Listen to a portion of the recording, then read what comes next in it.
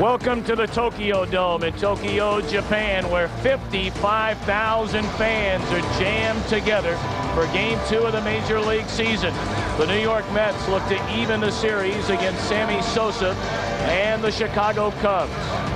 And for many, most of these in attendance, perhaps one final look at the greatest players in all the world.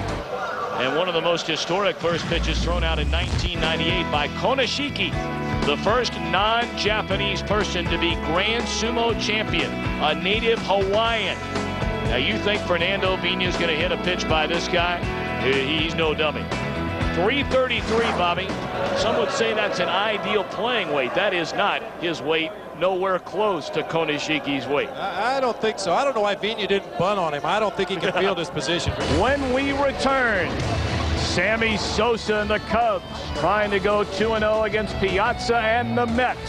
Same group as the opener last night. It'll be Ricky Henderson leading off playing left field. Darryl Hamilton is in center with Edgardo Alfonso at second base. Mike Piazza hit 40 home runs a season ago, already #1 in the season opener last night. Robin Ventura at third base with Derek Bell in right.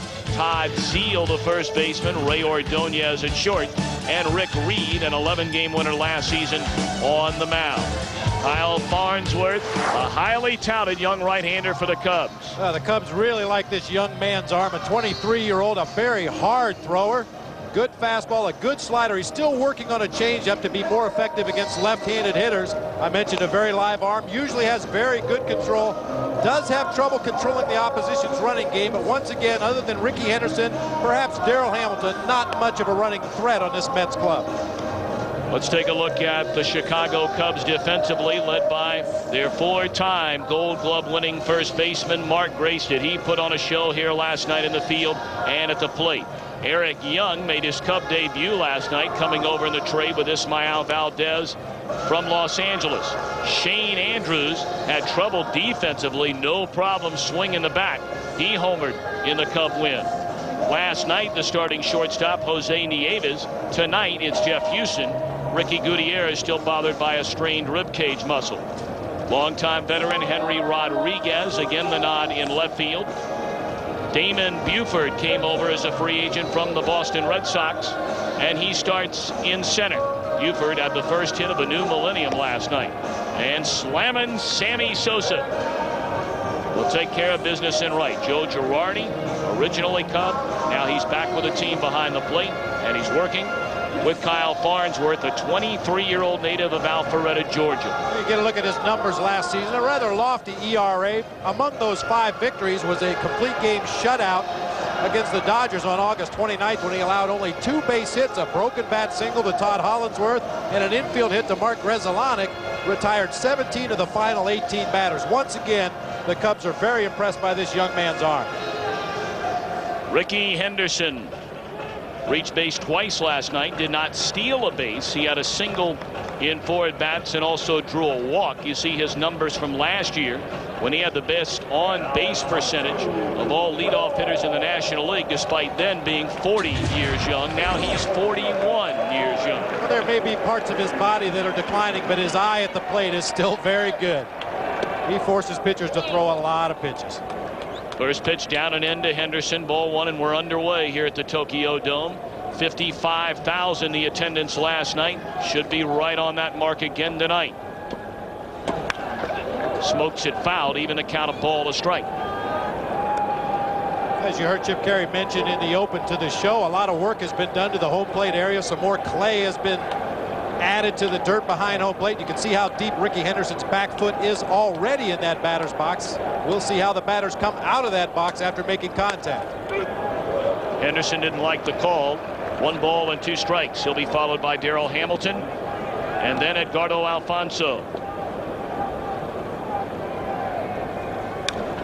Fouled back out of play.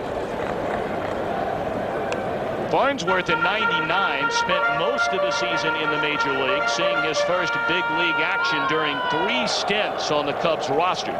He made 21 starts, appeared in 27 games, but a very different pitcher his first 2 times up than the one that closed the year. He really struggled his first stint, got 11 starts with an ERA of over 7.5. But you see there what he did over his last 6 starts. Boy, those are good numbers. Andrews gloves a roller over to third, and Henderson retired to begin the game. Well, certainly an honor for these umpires and this umpiring crew working tonight's game. Angel Hernandez works behind the plate. Marty Foster at first, Ron Kulpa at second base, and our good buddy Randy Marsh. He worked behind the plate last night. He's at third base tonight. It really is quite an honor, not only for us up here in the booth, for the umpires, for the players, for everybody involved, to be able to come to Japan for the first opening of a Major League Baseball season outside of North America. Now Darrell Hamilton, he looks at ball 1 low and away. Is that a video camera or binoculars? They get started early here. The technology and some of the things we've seen that they're selling in various stores, or the Sony building, the display they had, the first 9 floors of every high-tech gadget you could ever imagine. Fouled out of play. 1-2 to Hamilton. Now, some of the screens that are made available to the writers just in front of us on press row, I believe they call it plasma screens. Is that what they're called? Right. Just amazingly thin television screens with crystal clear pictures. There you get a look at the television that Mr. Brindley was referring to. I saw one of those bigger than 90 inches at that Sony building the other night. Wow. It remains 2-2 to Hamilton. How are you going to fit that in your luggage? That's what I want to know. Very good question.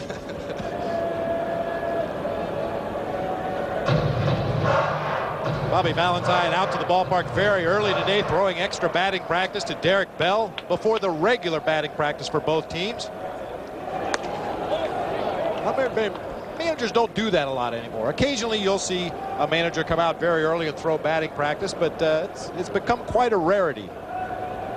Of course, Valentine played the game under protest in the bottom half of the 9th inning. A check swing and a miss, and Hamilton went too far, according to Angel Hernandez, and Farnsworth gets his first strikeout of the night. You get a look from up above the Tokyo Dome. You be the umpire. Did Darrell Hamilton? Yes, he did. Got too far out in front of home plate there. Angel Hernandez with a good call. Jeff Hewson came on to play late in the game, as did Tarek Brock, as Alfonso settles in with 2 down and nobody on. Valentine was not aware that either one of those 2 players was on the Chicago Cubs roster.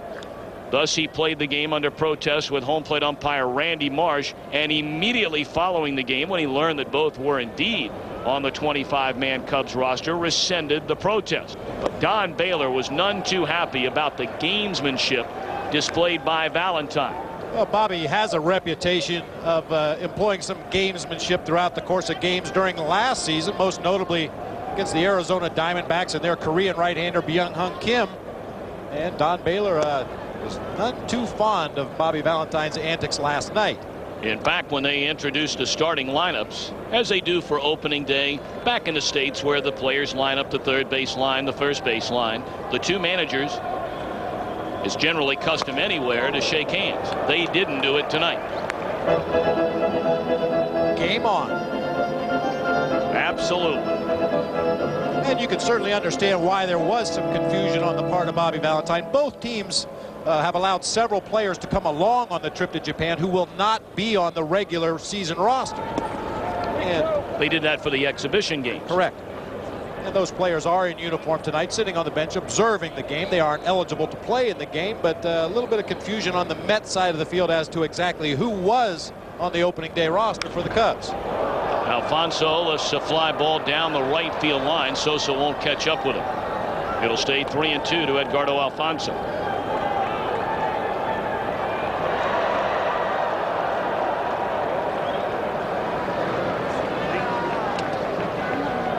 And did we see some faces, just some magical moments here in the crowd last night.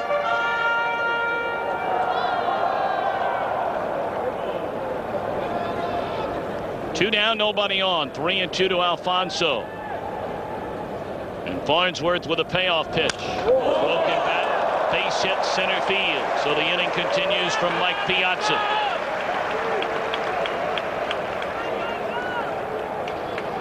It appeared that Farnsworth shook off his catcher, Joe Girardi. It appeared Girardi wanted to go inside with the fastball. Farnsworth shook off to an outside fastball, and Alfonso was able to fight it off into center field for a base hit.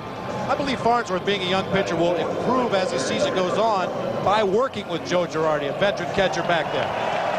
Well, last night, Brian Williams came out of the Chicago bullpen throwing gas, 93, 94 miles per hour. And he kept throwing them to Mike Piazza, who kept fouling him away. But one too many times did Williams come with the heat. And Piazza hammered one to the seats in right center field for a 2-run home run.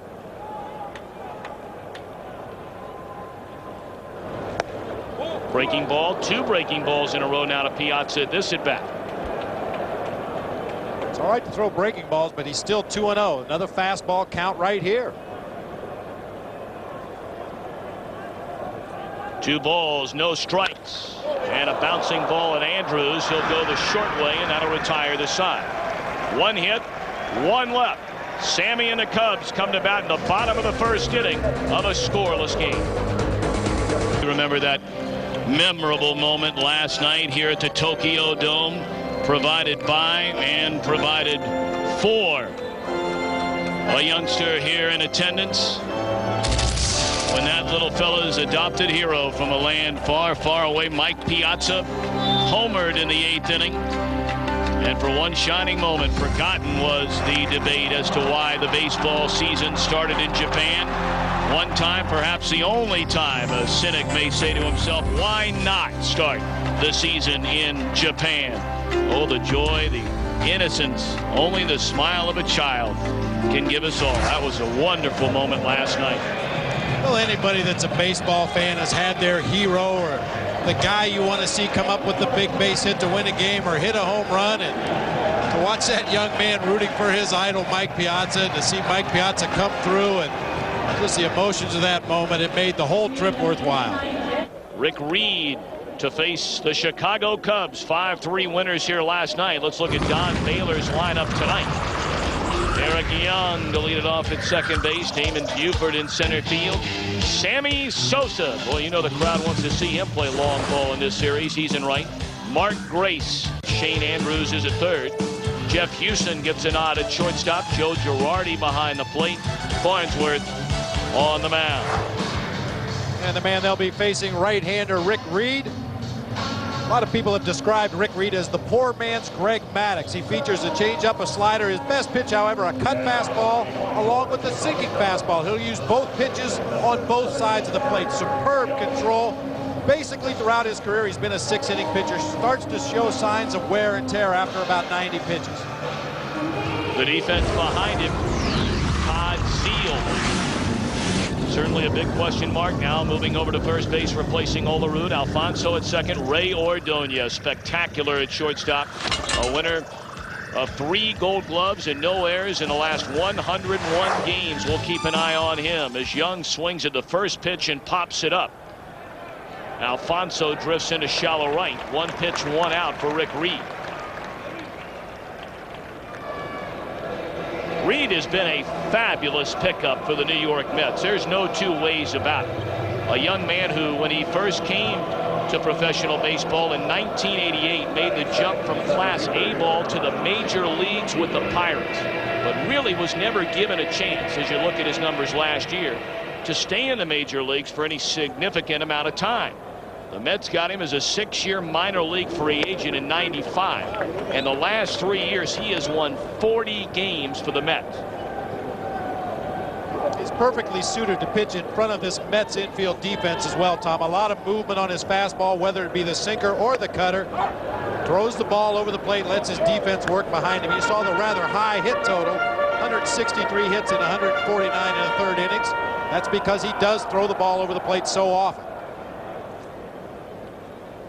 0-2 to count, and a roller off the bat of Buford, and look at that. Ray Ordonez bent over to pick it up, and rolled right into center field. It may have hit the seam, but we showed you a moment ago he's not committed an error in 101 games. That appeared that ball, you can see, came from the AstroTurf onto the dirt area out there at second base. It just stayed down underneath the glove. Normally Ordonez would get down in the dirt there to make sure and scoop that ball. Maybe just a little lackadaisical, didn't get down far enough, allowed it to go through into center field. 0 errors in 101 games before tonight, a major league record for shortstops, and that is ruled an error on Ray Ordonez. The first time that has happened since June the 13th last season against Boston. So truly the fans in Japan are seeing something that the folks in the States never see. An error by Ray Ordonez.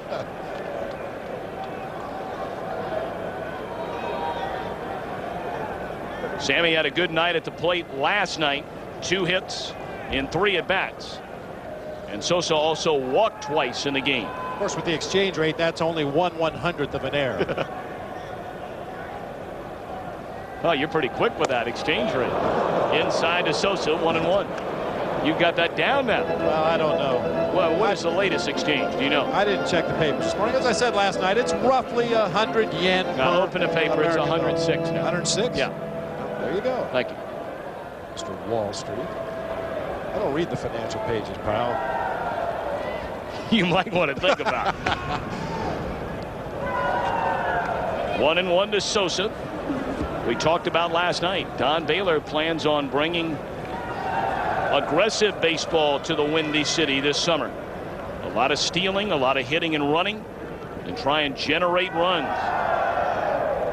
1-1 to Sosa. Foul out of play. And you'll notice as Rick Reed holds Damon Buford on over there at first base. Todd Zeile tonight standing directly on the bag with a right-handed pitcher on the mound. The Mets play a more traditional defense over there at first base. You see Zeile positioned inside the bag there to hold Buford. With the left-handed pitcher, we saw Zeile come way up in front, almost leading off the bag with the runner.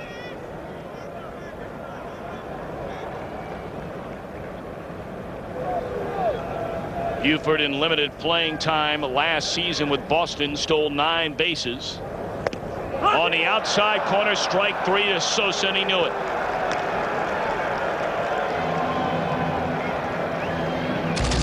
I called Rick Reed the poor man's Greg Maddux, and I meant that as the highest compliment. This time a sinker that starts just off of the outside corner. Sammy gives up on the pitch. It tails right back over the outside corner for strike 3. Maddux is able to do that so well. Throw the sinker on either side of the plate, throw the cut fastball on either side of the plate. Really gives the hitter a lot of different looks with only 2 pitches. Race 1 of 3 in the game last night, hit a solo home run in the 8th inning. He also lined to right, lined to center, was hit by a pitch and drew a walk. 1 hopper at Zeile, and that'll do it in the Chicago first inning. A rare error by Ray Ordonez, but Buford left it first. We move to the second in Tokyo, the Roppongi district. Brenly spent a lot of time there on his trip. Chip Caray will be taking over the play-by-play in the 4th inning. I know you're looking forward to that. We had a great time last night. Chip throwing it to Dutchie Caray, the wife of the late great Harry Caray, for singing "Take Me Out to the Ball Game" in the 7th inning. We're going to go to Grand Central Station for the 7th inning today. So if you're getting ready to jump on the train and you got to pass through Grand Central, Matt Loughlin is standing by there for the 7th inning stretch.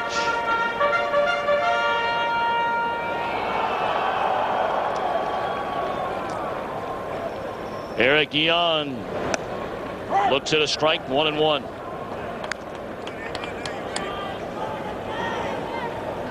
Just about 6 a.m. in New York City, 5 a.m. in the Windy City, and 3 a.m. for those of you still up and at 'em out west. A high bouncer over the head of Ventura. An AstroTurf hit for Young with 2 down here in the 3rd. Now we'll get a chance to keep an eye on Eric Young over there at first base as you get a look at this AstroTurf single. It's off that area out in front of home plate. Andrews was drawn well in, or rather Ventura was drawn well in to protect against the bunt. Young able to bounce that ball over his head. Young stole 51 bases last year. Perfect opportunity right here to see if he's going to challenge Mike Piazza behind the plate. Tony Womack, 3 straight years, has won the National League stolen base crown. Young would have been right there with him more than likely had it not been for an injury, because Young was out of the gate and had a huge lead on Womack, who started last season on the disabled list. But then Young got hurt and Womack went right by him. Now Damon Buford, it's ball 1. And certainly this is a landmark date in Chicago Cubs history. March the 30th, back in 1992. The Cubs traded George Bell to the Chicago White Sox in exchange for left-handed pitcher Ken Patterson. And oh, by the way, some outfielder named Sammy Sosa. Outside, 2-0. I think that was a pretty good deal. Not a bad deal. George Bell had a wonderful career, but he was definitely in the twilight of that career at the time. Sammy Sosa, just a skinny, strikeout-prone, erratic outfielder at the time. Who would have guessed? 2-0. Young started, looked like he lost his footing, and then stopped over at first. And Damon Buford doing a nice job of what a two-hitter should do in a potential steal situation. You see Eric Young, the crossover step. Felt like he didn't have a good jump, hits the brakes and stays right there, but Buford taking pitches, giving Eric Young an opportunity to try to read that move. There goes Young, got a great jump. It's ball 4. Piazza would have had no chance. So now it's Sosa, who came to the Cubs 8 years ago today. I recall it like it was yesterday. They made the trade. Sosa shows up, probably didn't weigh more than 195 pounds at the time. Came in early to Hohokam Park in Mesa, Arizona, and was hitting seed after seed after seed. Sosa, the year before in '91 with the White Sox, barely hit 200 and had been sent back to the minor leagues. 2 on, 2 out of a scoreless game, and Sosa waits. Strike 1.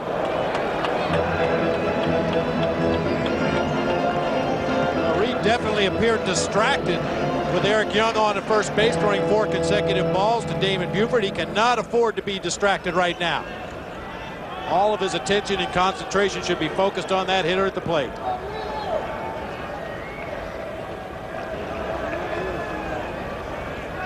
Young at second, Buford at first. Sosa, high bouncer, cut off by Ordonez, and he throws out Sammy at first. Terrific play by Ray Ordonez. If he doesn't get this ball, they may not get it out. But Ordonez cuts off Alfonso. The threat is over. Chip Carey will take things over in the 4th. End of 3 in Tokyo. No score.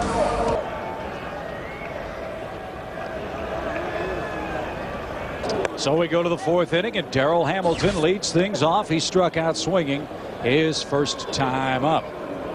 The Mets with only 1 hit so far. The Cubs with only 2 through 3 innings.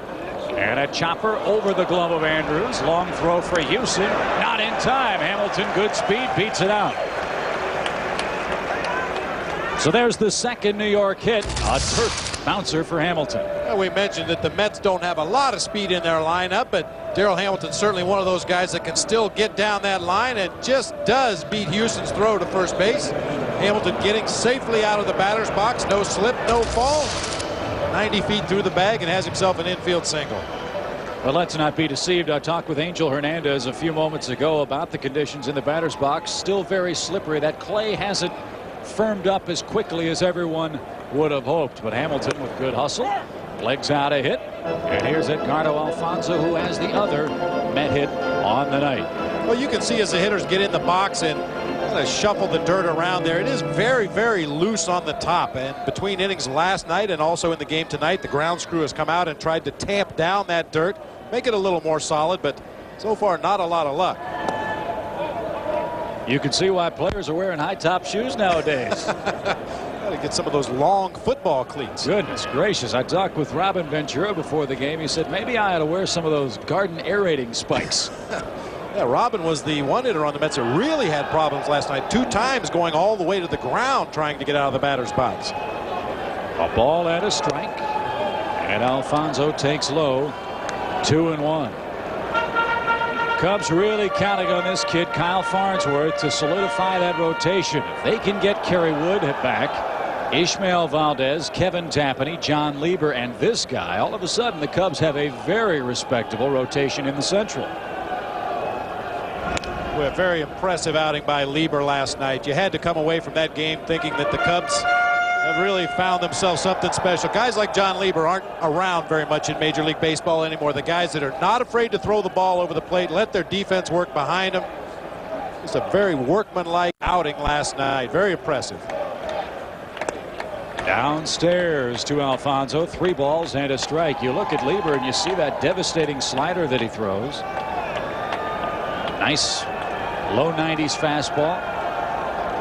He's Opie Taylor with an assassin's heart on that mound.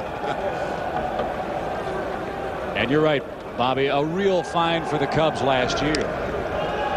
There is great news as well from the Cubs camp regarding Kerry Wood, Kevin Tapani, and Ishmael Valdez. Kerry Wood threw yesterday in Arizona. His velocity between 93 and 98 miles per hour. Wow. He is throwing slider again. Farnsworth threw one there and he missed with it, and that's ball 4. 2 on, nobody out for the Mets in their best scoring opportunity of the game. But first things first, here's Mike Piazza with 2 on and nobody out, and there's a good live fastball. Piazza felt that he let a pitch get by that he would normally come out of his shoes swinging at right there. It gives you an idea of the kind of pop that Farnsworth has on that fastball. A very smooth, easy delivery. The ball really seems to jump on the hitter. Piazza bounced into a force play to end the New York first. And every time he steps anywhere near the batter's box, you'd think you're watching a ball game on a hot Midwestern night. All those fireflies popping in the stands. And those accolades tell you why. Everybody in the house wants to see Piazza make some more magic like he did last night.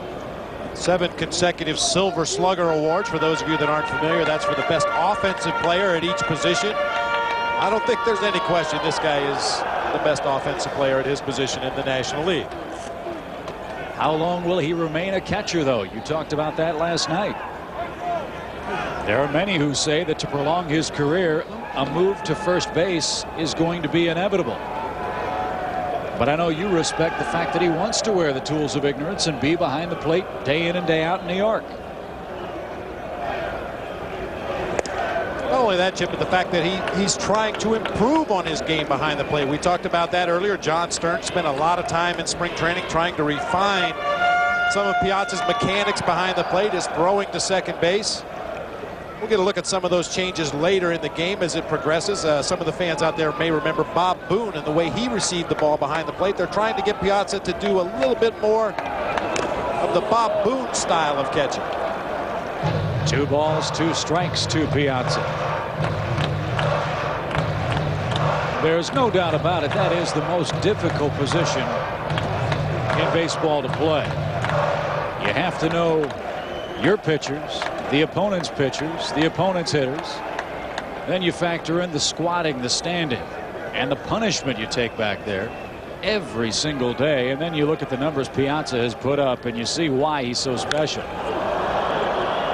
He stays alive, count 2-2. Last night, speaking of special, Mike Piazza made it interesting for the Mets with a 2-run bomb. It's not unusual for a major league hitter to strike a home run and stand at home plate and watch it, but very few major leaguers can hit home runs to the opposite field and stand at home plate and watch them the way Mike Piazza can. Is there a player, Bobby, that gets more leverage with an at-bat than Mike Piazza? If it is, he must be playing in the Japanese major leagues, because I haven't seen anybody generate the kind of power that Mike Piazza. Just, I mean, scary power. You see the numbers. Only player in the majors with a 300 average, 30 homers, 100 RBIs, 4 years in a row. Tremendous numbers. Tremendously strong upper body. Seems like he uses a bat that's about 40 inches long. He gets right down on the knob of the bat and, as you said, just generates tremendous leverage. And power against power continues in this Farnsworth-Piazza confrontation. 2 balls, 2 strikes. No one has scratched in Game 2 in Tokyo. The Mets trying to salvage a split. The Cubs trying to shock the world and sweep this series in Japan. It would be their best start since 1995 when they won their first couple games of the season. Again the 2-2 with Hamilton and Alfonso aboard. Piazza breaks his bat. And Houston takes care of him for out number 1. How about Farnsworth? He is challenging the heart of this New York order, and we asked him, is that the kind of pitcher you are? I'm probably a power pitcher. I mean, I throw 93, 96, 97, so I'm not afraid to do anything. I mean, no one, I mean, Barry Bonds in the box, I'm knock him down. I mean, if you have to, because I got to make a living myself. I mean, you got to pitch inside to have a living in this game. So, I mean, I'm not really afraid anybody just going to go after him. That's something that not enough veteran pitchers in the game do. Pitch inside, and if you're not afraid to throw your fastball inside to Mike Piazza, you've got a pretty good chance to make a living in this game. Robin Ventura stands in now, and here's a look at that bat-shattering Farnsworth fastball. This is the 2-seam fastball. You'll see it run in a little bit. You see Girardi reaching towards the inside part of the plate, got right in on the hands of Mike Piazza, which is where I feel you have to pitch Mike Piazza. 1 ball, no strikes to Ventura, and he hits it a mile high down the right field line. Playable for Sosa. Late break, foul ground. He's got it. There's out number 2. No tag by Hamilton or Alfonso. And how about Kyle Farnsworth? 2 on, nobody out. Breaks Piazza's bat and pops up Robin Ventura. A couple of tough cookies. You see Sammy chasing this foul ball down. One of the things that the Japanese fans really react to is the throwing arms of the American outfielders. Sammy Sosa tonight, Henry Rodriguez last night. I mean, there wasn't even a play after the catch down in foul territory, but the fans were oohing and awing watching Sammy uncork that throw back to the infield. Well, here's a man that the Mets are really counting on to produce offensively and defensively for Bobby Valentine this year. Derek Bell did not have a very good year last year with the Astros, but when he's right, he's a terrific offensive player. He's a great gap hitter, line drives from foul line to foul line. We mentioned during his last at bat he flied to right field. It appeared his head dropped just a little bit at contact. We'll keep an eye on it this at bat. Farnsworth pops him up, and it's straight back and out of play for strike 1. Again, he challenges Bell. And once again, the ball popped into the air. Bell hitting the bottom half of the ball. Let's take a look. We'll just even draw a line under his chin there. See if his head drops down under that line as he approaches the ball. So far, so good. The front foot comes down. Look how far his head drops down below level. That causes the bat head to come down underneath the ball. You hit the bottom half and pop the ball in the air. Well, Farnsworth's gotten 2 pop-ups in the inning. He'd love another one here. 1 ball, 1 strike to Derek Bell. It looks like he needs to put on a little weight. That uniform's a little large on Derek. But you know, Derek, in the summertime, you don't wear long sleeves.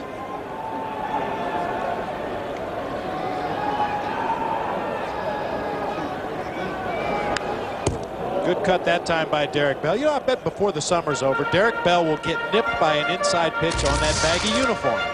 Once again, let's take a look this time, see if that head stays level. Striding into the ball, he drops down below the line once again. He dropped even farther on that swing. Still hit the bottom half of the ball. A better swing, a more level swing, but the head's still dropping down. He's not hitting the center of the baseball.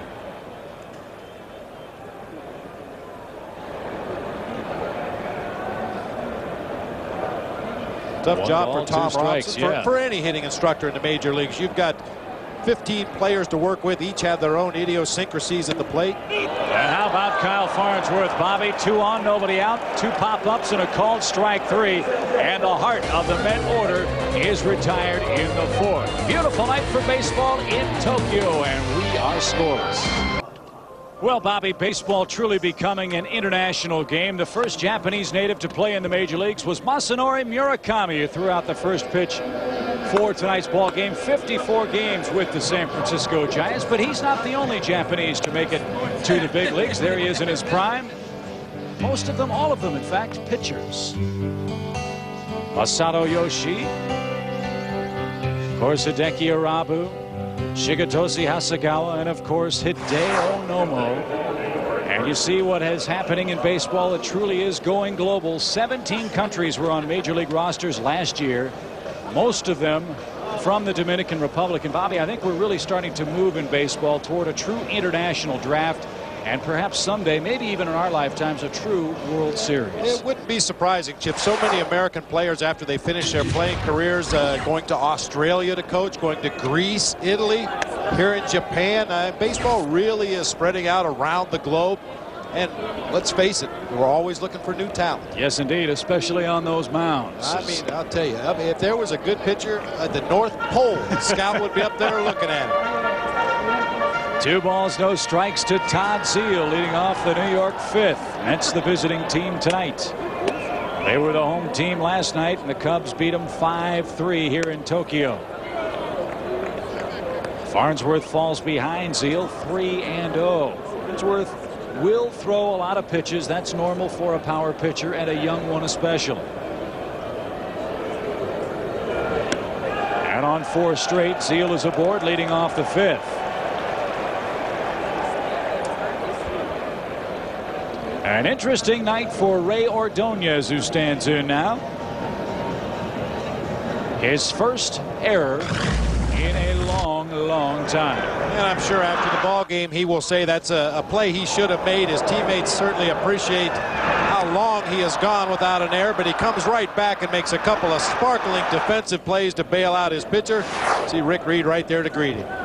101 games without an error for Ordonez, and he'll have to start another streak when they open up against the Padres. What a player he is.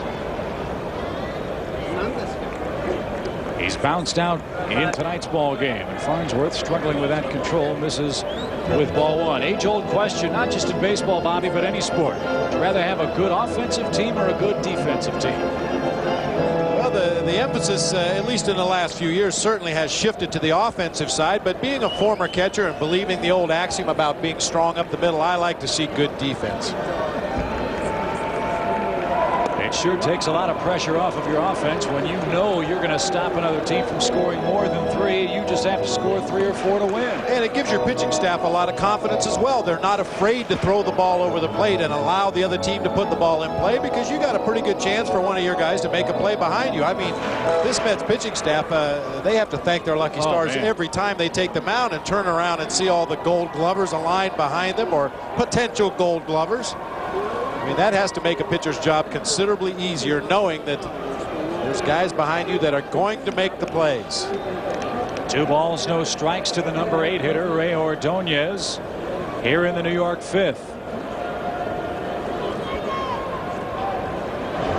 The 73rd Farnsworth pitch of the night bends over for strike 1. You can see why New York 197 games last year, just 68 errors and 20 unearned runs as a team. Ridiculously impressive numbers for New York. 3 balls and a strike. Farnsworth pitching himself into a whale of trouble here. The Phillies last year were 2nd in errors committed in the National League, and they committed 32 more than New York. Full count now, 3-2.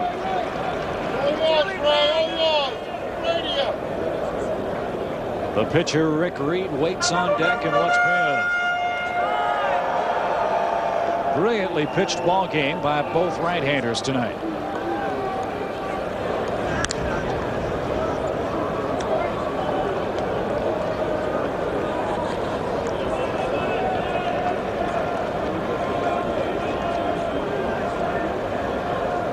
Good lead by Zeile. He's running. The pitch is low, ball 4. 3rd walk of the game for Farnsworth. Again for New York. 2 on, nobody out. but trouble is lurking. Reed, Henderson, and Hamilton are coming up next. Well, Reed certainly will be asked to put down a sacrifice bunt right here. Definitely want to keep the ball away from Mark Grace, and it may be tough to deaden that ball on this artificial turf for Rick Reed. It won't be tough to deaden it if he hits it in the dirt, though. It might plug.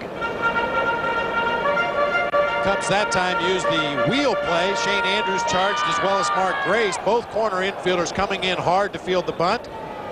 Cubs trying to get the force play at third base as Oscar Acosta, pitching coach, goes out to settle down the young right-hander.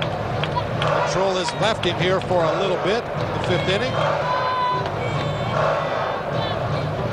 And that is the ultimate bird's eye view of the pitcher's mound here at the Tokyo Dome.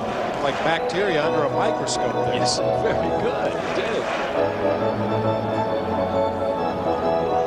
Only 2 hits allowed by Kyle Farnsworth, but he has walked 3, 2 of them in this 5th inning for New York.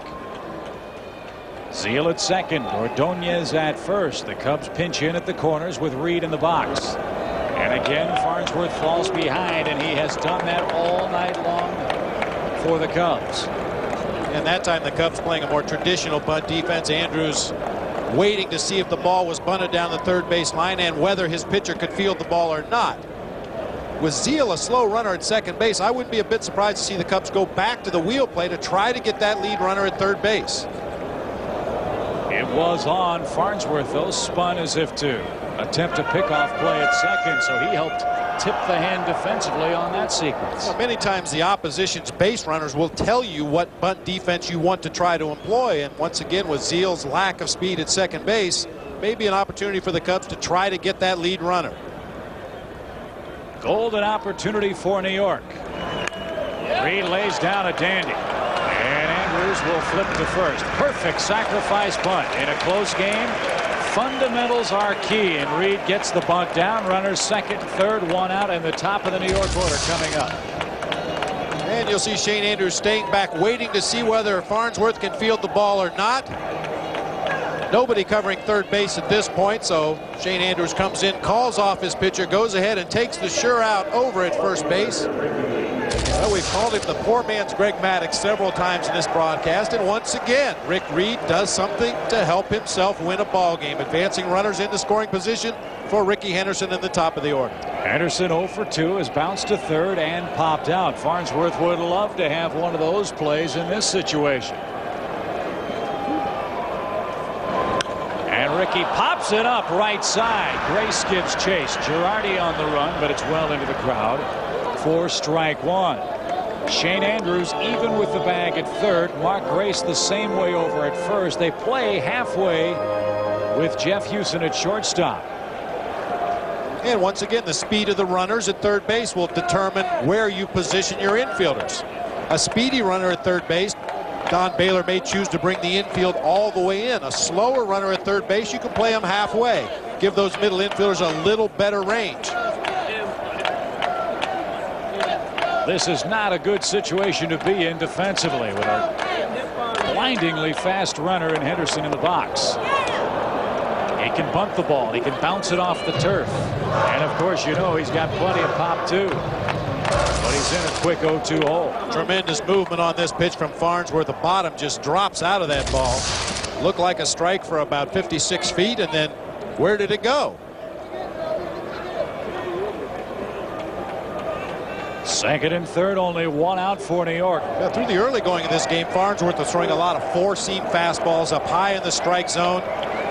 Here in the fifth inning, relying a little more on that two-seamer. A lot of movement, cutting the ball back in on the right-handed hitters.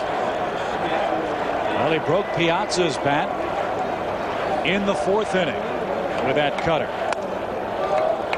Still plenty of life on that heater, but he misses high, 2-2.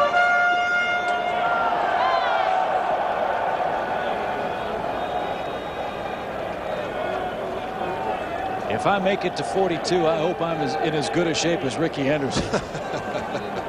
Look at this guy. 2 balls, 2 strikes to the Mets leadoff man. Good rip. You know, there have been many players in baseball history that have played into their 40s, but I don't know of any of them that look exactly the same as they did the day they walked onto a major league field. You did. Well, myself accepted. I mean, look at this guy. He looks just like he did when he was a rookie with the Oakland Athletics. And some milestones certainly within reach for Ricky Henderson in the next couple of years. It may take a couple years to reach Ty Cobb's record, but the walks are definitely within reach this year. 2 balls, 2 strikes. Mets threatening in the 5th. Some power in the game last night, some power pitching in the game tonight. 2-2. There's a drive. Belted down the left field line, but he hooked it foul and out of play.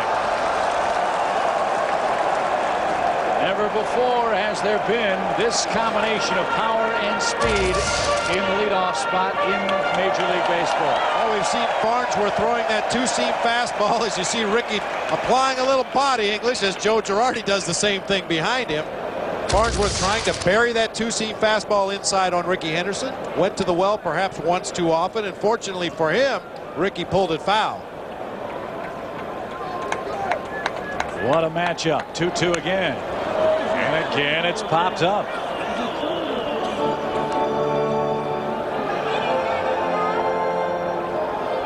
A grizzled old veteran, Ricky Henderson, against the raw-boned young right-hander Kyle Farnsworth in the 5th inning of a scoreless game in Tokyo.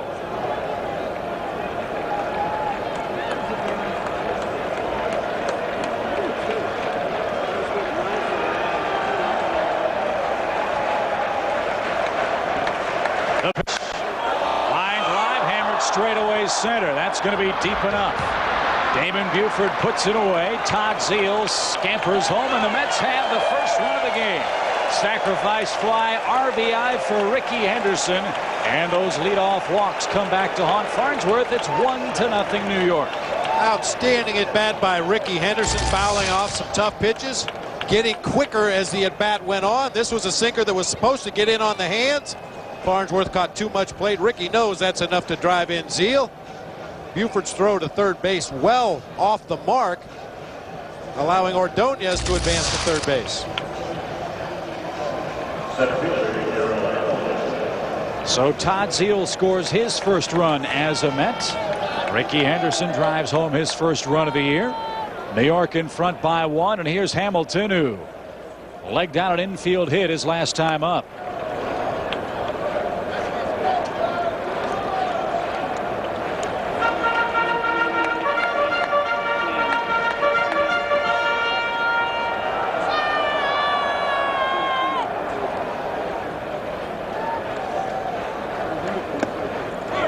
Off speed in for a strike. 1-1 the count.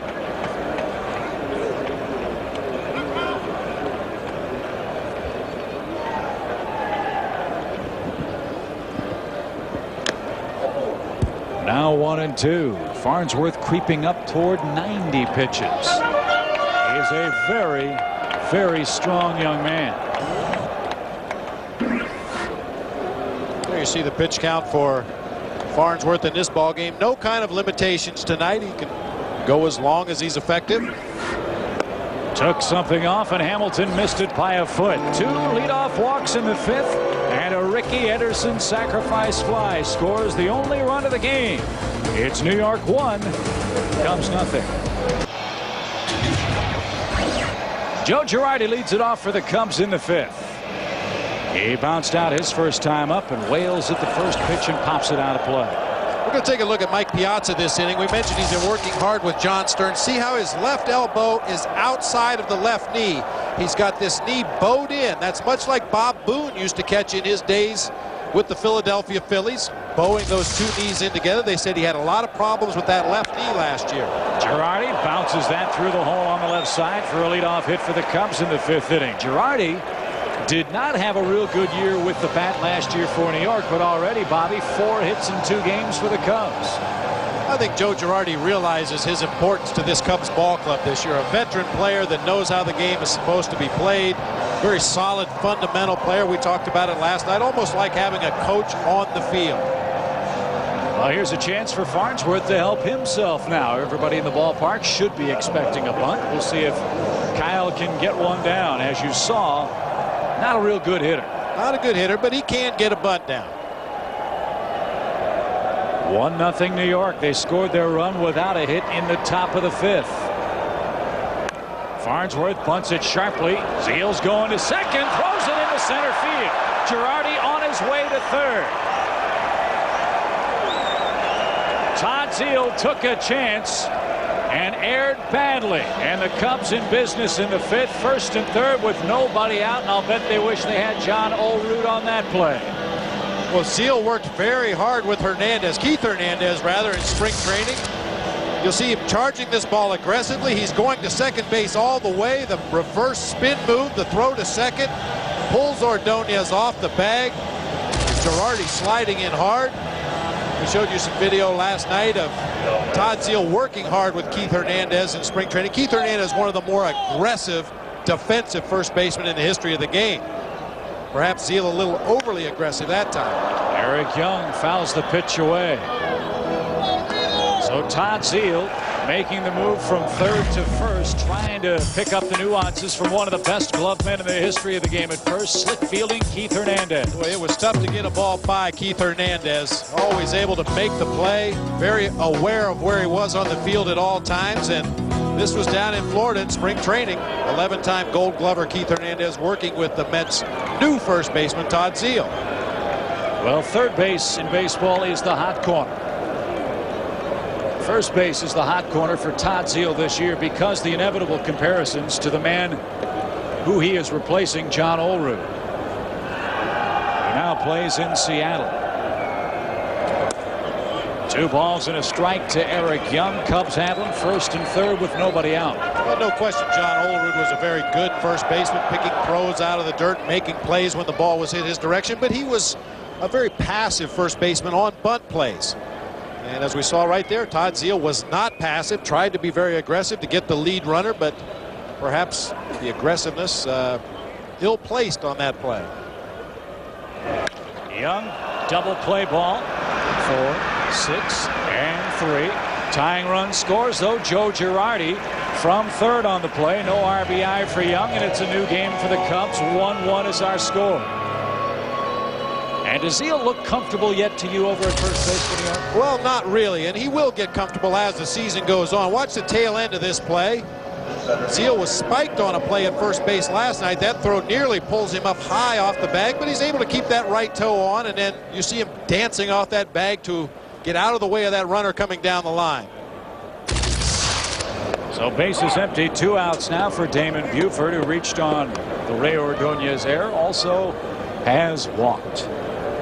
And he's sporting a new piece of lumber tonight, the bat he used to pick up the hit here in Japan last night to open up the game. On its way to Cooperstown.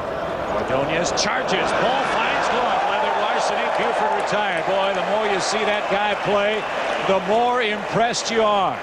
Cubs get a leadoff Girardi hit, a sacrifice, a Zeal error, and a double play has tied the game for the Cubs in the 5th. It's 1-1 after 5 in Tokyo.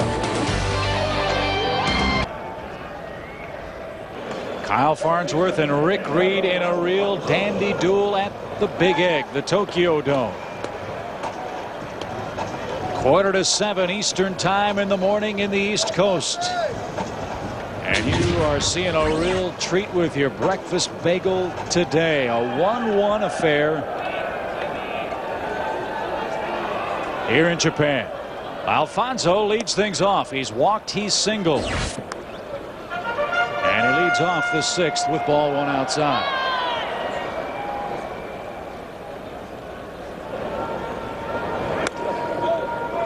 One run, 2 hits, 2 New York errors.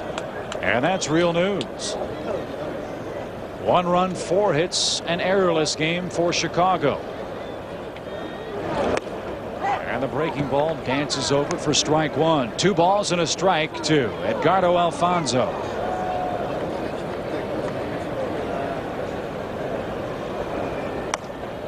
We've been talking about Keith Hernandez, Bobby. He is at Grand Central Station in New York as we speak. And he will be a part of our 7th inning stretch festivities when Tom Brenneman joins us in the booth. Another walk. That's 4 for Farnsworth. And more trouble in the 6th inning for Chicago. Those leadoff walks really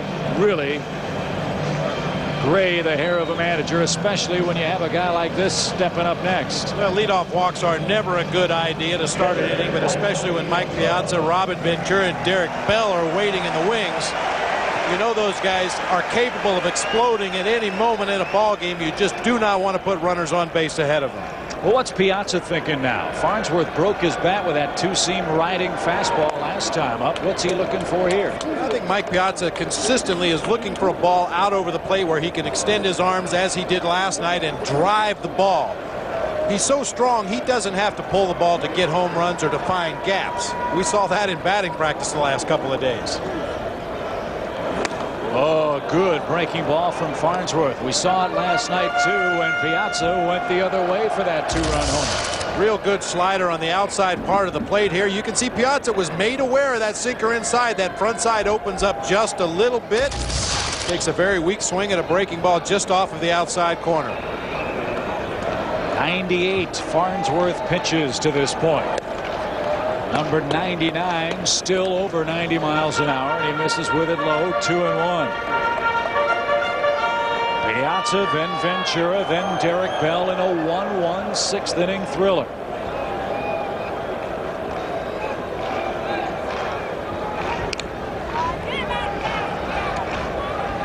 Well, you talked to the players before the game, as I know you did. I did as well. I don't know if we'll ever experience an opening day quite like what we saw yesterday, and an opening series like the one we're a part of here in Japan.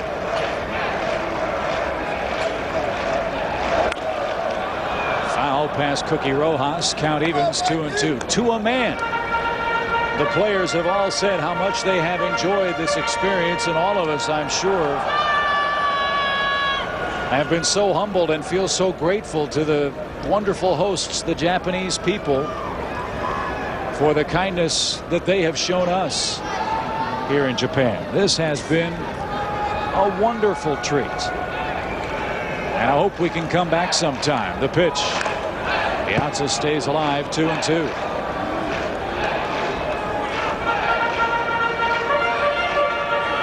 History made in Japan these past 2 days. And in talking with Bud Selig before the game today, there will be more teams coming to Tokyo, perhaps for opening day next year.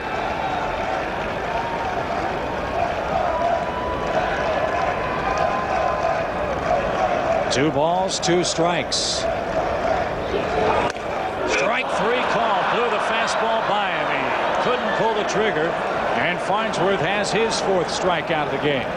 And Chip, I feel that's a direct byproduct of the earlier at bat when he had his bat shattered.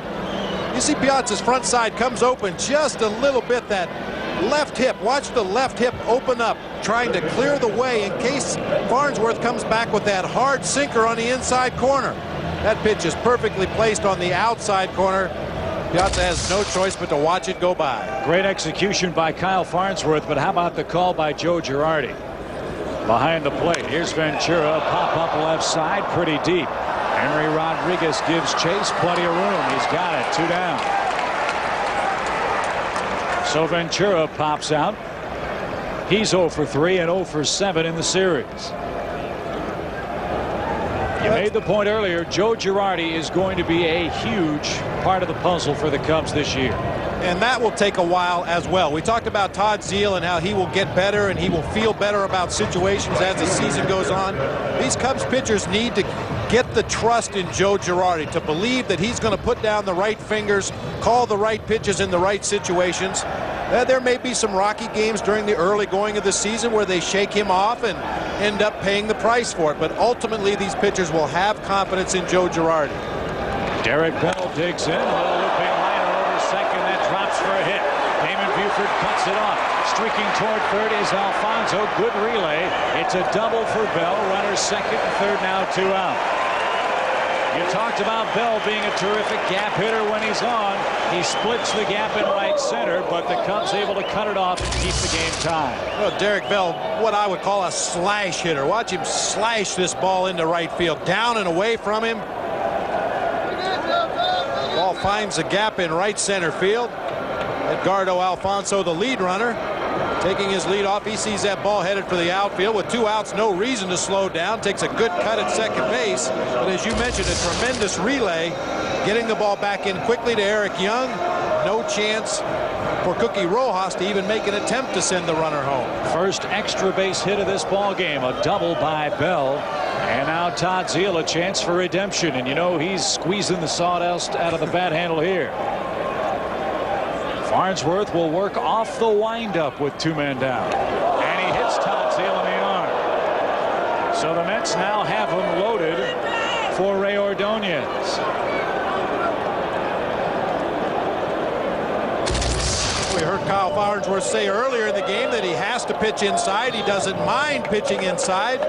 Clips Todd Zeile on the back of the left arm right there to load the bases with 2 outs for Ray Ordonez. I think Todd Zeile minds that he tried to pitch inside on that particular sequence. I think so too. And that man Don Baylor knows a thing or two about what that feels like. Oh, it was 246 times? His family crest is a bruise. And Baylor on his way out now to talk things over with Farnsworth. And from the looks of things, that might be it for Kyle. He's right around the 100 pitch mark. The Mets have the bases loaded, 2 outs in the 6th inning. What a lift for the Cubs if Kyle Farnsworth can pitch all season long like he pitched tonight. 105 pitches, only 1 run, 3 hits allowed. And now he gives way to Matt Karchner, who missed most of last year after pulling a groin muscle on the mound at Wrigley Field.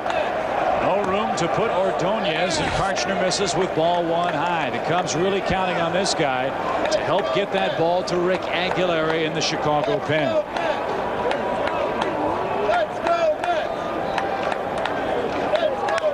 Chopper toward third and foul. 1 ball, 1 strike. The Cubs acquired Karchner from the White Sox for a terrific looking young prospect named John Garland. They got him down the stretch in '98 when they were making their push for the wild card. But he's in a real tough spot against a real good clutch hitter, and he almost untied the game by hitting Ordonez. Ordonez very much a free swinger up there at the plate, but with the bases loaded, he seems to be able to rise to the occasion. He's worked the count into his favor at 2-1 right here.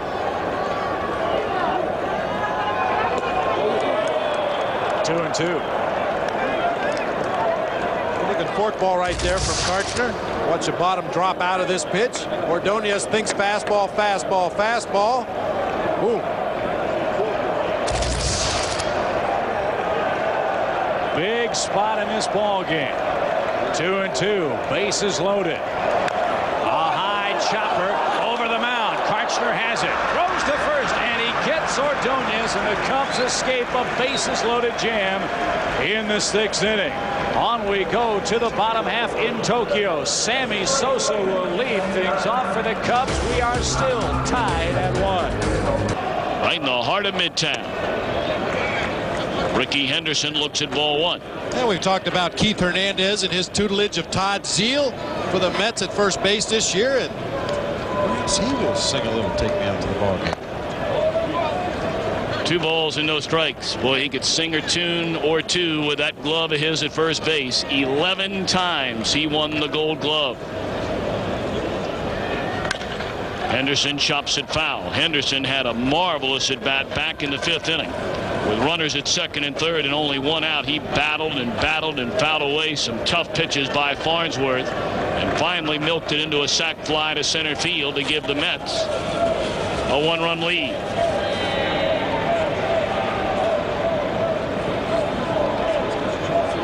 Karchner turns it loose. Look out.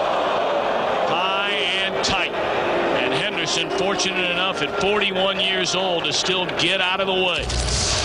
Tremendous reaction here by Ricky Henderson. This ball not only at his head, but tailing in towards his head. I don't know how he got out of the way of that pitch. Wow. Well, you have to be a tremendous athlete to avoid getting hit by that pitch. And Ricky Henderson, make no mistake about it, is a tremendous athlete. 3 balls and a strike. And it's down low for ball 4. So now the fun begins. Most 41-year-olds I know can't get out of the way of a fastball from their 5-year-old son. Oh, my. Ricky gets to his feet. Says thank you. Well, of course, you know, getting knocked on your can like Ricky was, and then getting to first base and knowing that he's the all-time stolen base leader in a tie ball game in the 7th. I think maybe they better keep an eye on him. Darrell Hamilton has singled once in 3 at-bats. He struck out twice. Henderson not going on the first pitch. It's a fastball, strike 1.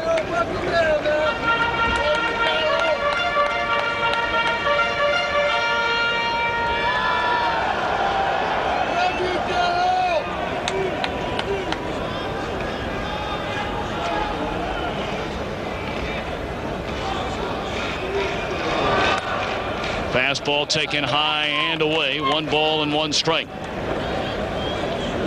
Part of the job of a good number 2 hitter in the major leagues is to take enough pitch to give those base stealers like Ricky Henderson an opportunity to pick a pitch to run on, get himself into scoring position. Throw over to first, and the runner back. Henderson trying to join Ted Williams as the only 2 players in big league history to steal a base in 4 different decades.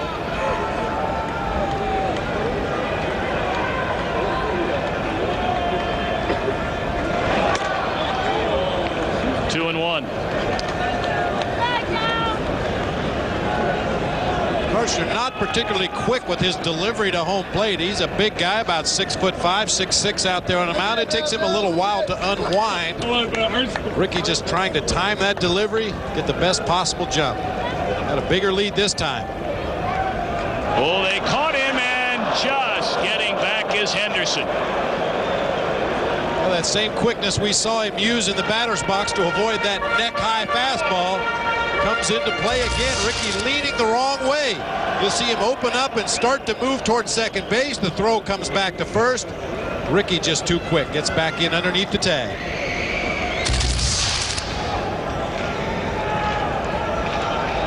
Two balls and a strike to Hamilton. And he looks at strike 2, giving Henderson the chance to run. Part of the tough job of being a number 2 hitter. Many times you're going to be hitting from deep into a hole. Hamilton's taken pitches all through this at bat, 4 consecutive pitches, trying to allow Henderson an opportunity to time Karchner's delivery and get into scoring position. Now he's on his own up there at the plate. Fouled back to the screen. It stays at 2 balls, 2 strikes. 1-1 game here in the 7th. 1 run, 3 hits, 2 errors, 7 men left on base for the Mets. The Cubs 1 run, 4 hits, no errors, and they've stranded 5. Well, you see Dennis Cook, left-handed reliever for the Mets, doing a little gardening in the bullpen. They're even having trouble with the dirt on the bullpen mounds underneath the TokyoDome. Either that or he's threatening to beat up on one of his teammates out there. Right.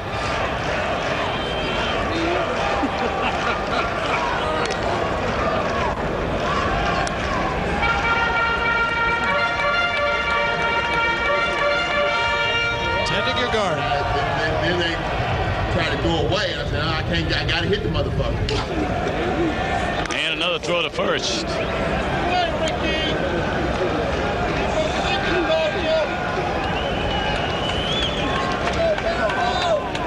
I think Ricky has seen enough of Matt Karchner's delivery to home plate. He's got a pretty good idea of what to look for and make that break for second base.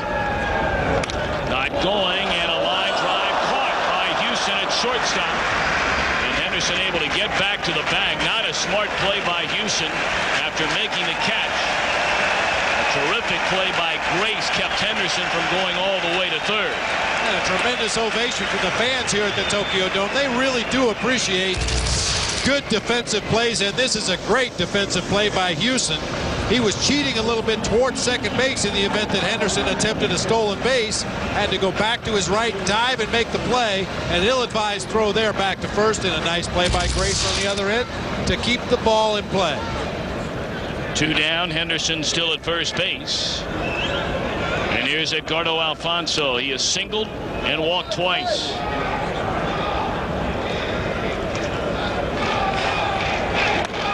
Fastball high and away. 1-0 to Edgardo Alfonso, who had 27 home runs, knocked in 108 last season for the Mets.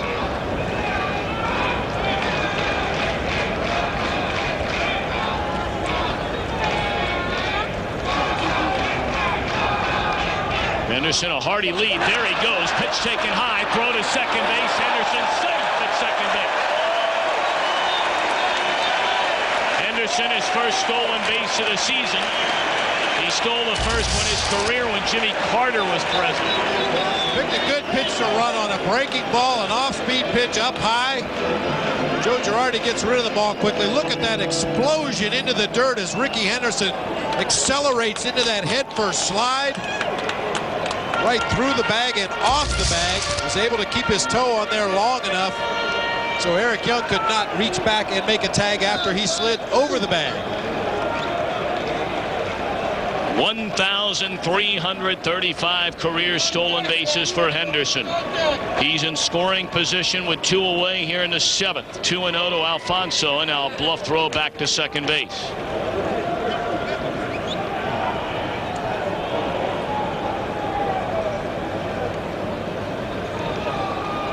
Good hitters count at 2-0, and a good 2-0 pitch on the inside corner for a called strike. Alfonso appears to be upset with himself for taking that pitch. Fastball on the inside part of the plate, was perhaps looking for something out, a way that he could drive to the opposite field. Piazza waits in the on-deck circle. Henderson the lead run at second, and now 3-1. Karchner flirting with disaster here.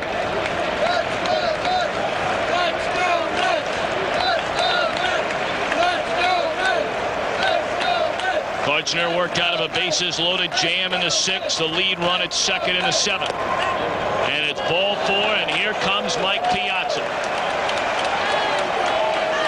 Odd sequence of pitches there for Karchner. Ended up walking Alfonso on a slider off the plate down low and away on the 3-1 count. I believe I'd rather take my chances with Edgardo Alfonso, as good a hitter as he is. I'd rather take my chances with him, as you see left-hander Mark Guthrie throwing in the Cubs bullpen, than to have the man at the plate right now, Mike Piazza, with 2 runners on base.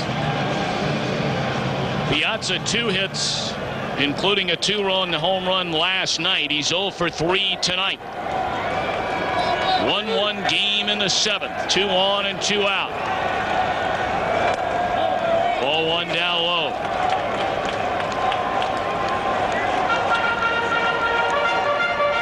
Karchner with a lot of movement on his fastball, but he's having trouble keeping it within the strike zone. He's missed high, he's missed inside.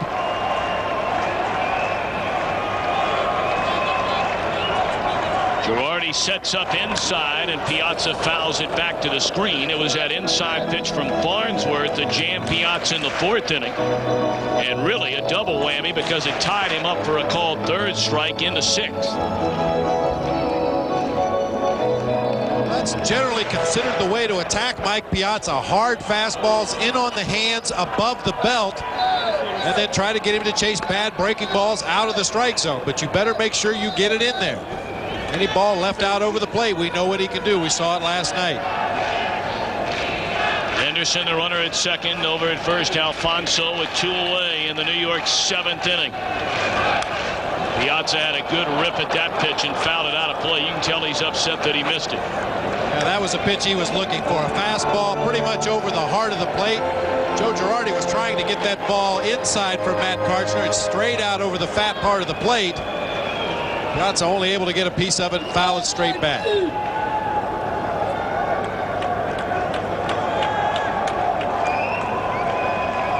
Girardi hanging his signs for Karchner, who's ahead 1-2. And it's off the outside corner with another slider. They hit the count of 1-2. They tried to lead Mike Piazza right out of the strike zone with that slider. Just too far outside.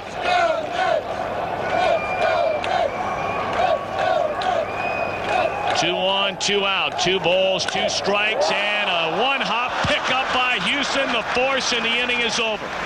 Piazza hit it on the nose. 2 great plays in the inning by the Cubs shortstop. 1-1 game as we head for the bottom half of the 8th inning. And while we have a moment, we understand that our blimp camera is just flying high above Tokyo, just outside the TokyoDome. First time we've been able to bring this to you through the first 2 games of this series. Our blimp cam. And let's take a look at it. Boy, such a wonderful.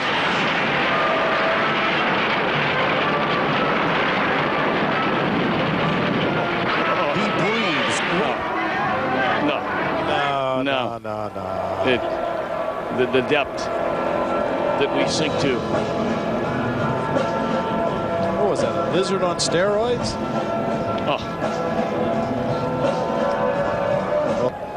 Damon Buford is 0 for 2, has been on base twice, reached on an error and drawn a walk. Ordonez won't boot the ground ball by Buford this time as he did in the first inning. 1 away. So a 1-1 game here in the bottom of the 8th inning, and here's a man that can make it 2-1 Cubs in a hurry.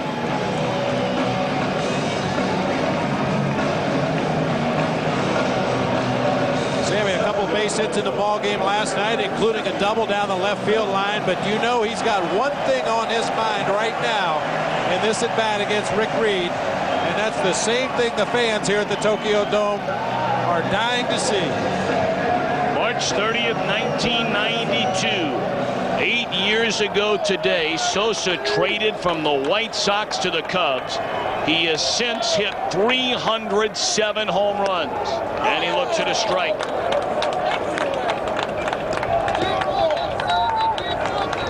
Rick Aguilera warming up in the Cubs bullpen.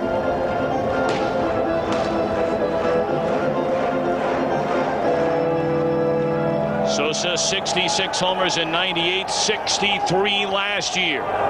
And he fouls it back. He had a hearty cut. Reed ahead at 0-2. Boy, it's amazing. Sosa, the possessor of the 2nd highest and 4th highest single season home run totals in Major League history. And in neither season, of course, did he win the home run crown in his own league.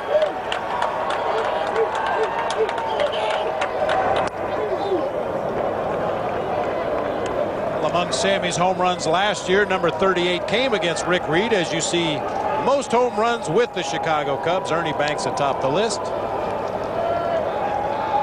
Banks and Williams Hall of Famers. Santos should be. Sosa's on his way. Line drive into right field. Bell will get it. The inning is over. Sosa hit it hard, but it's a perfect 8th for Reed. We go to the 9th in Tokyo, still tied at 1. Now taking over on the mound. He looked sharp last night. Left-hander John Franco.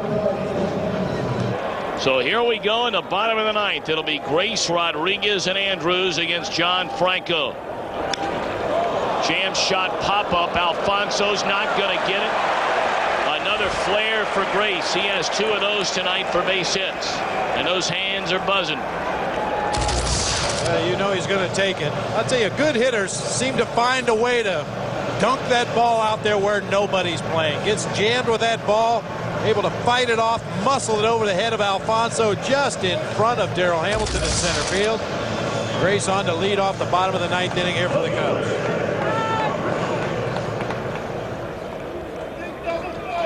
Now Henry Rodriguez, you don't figure in a million years this guy to bunt.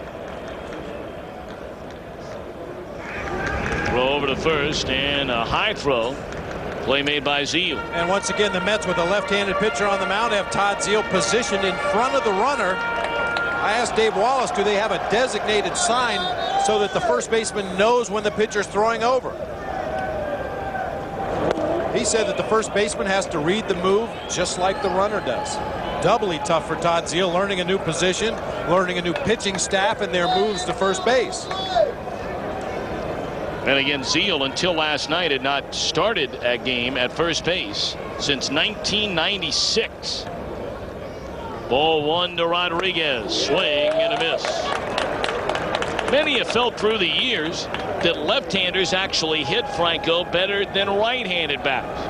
Well, Franco's best pitch is that change-up screwball, a pitch that's very effective and fades down and away from a right-handed hitter. His third best pitch is his breaking ball, the pitch he figures to use against left-handed hitters.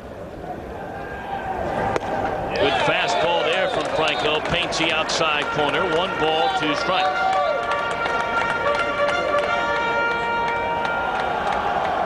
Grace, a leadoff single here in the Chicago 9th inning. He represents the winning run.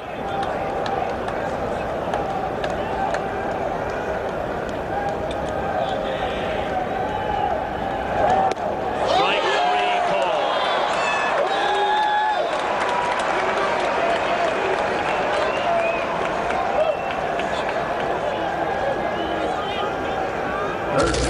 Franco obviously catches Henry Rodriguez guessing something else here on the 2-strike count. Fastball outer half of the plate. Franco challenging the left-hander there with a fastball. Boy, Franco, this guy is still mighty tough. Here's Shane Andrews. 0 for 3, is struck out twice after driving in 3 runs last night. He shoots it into right field, down near the line, foul ball.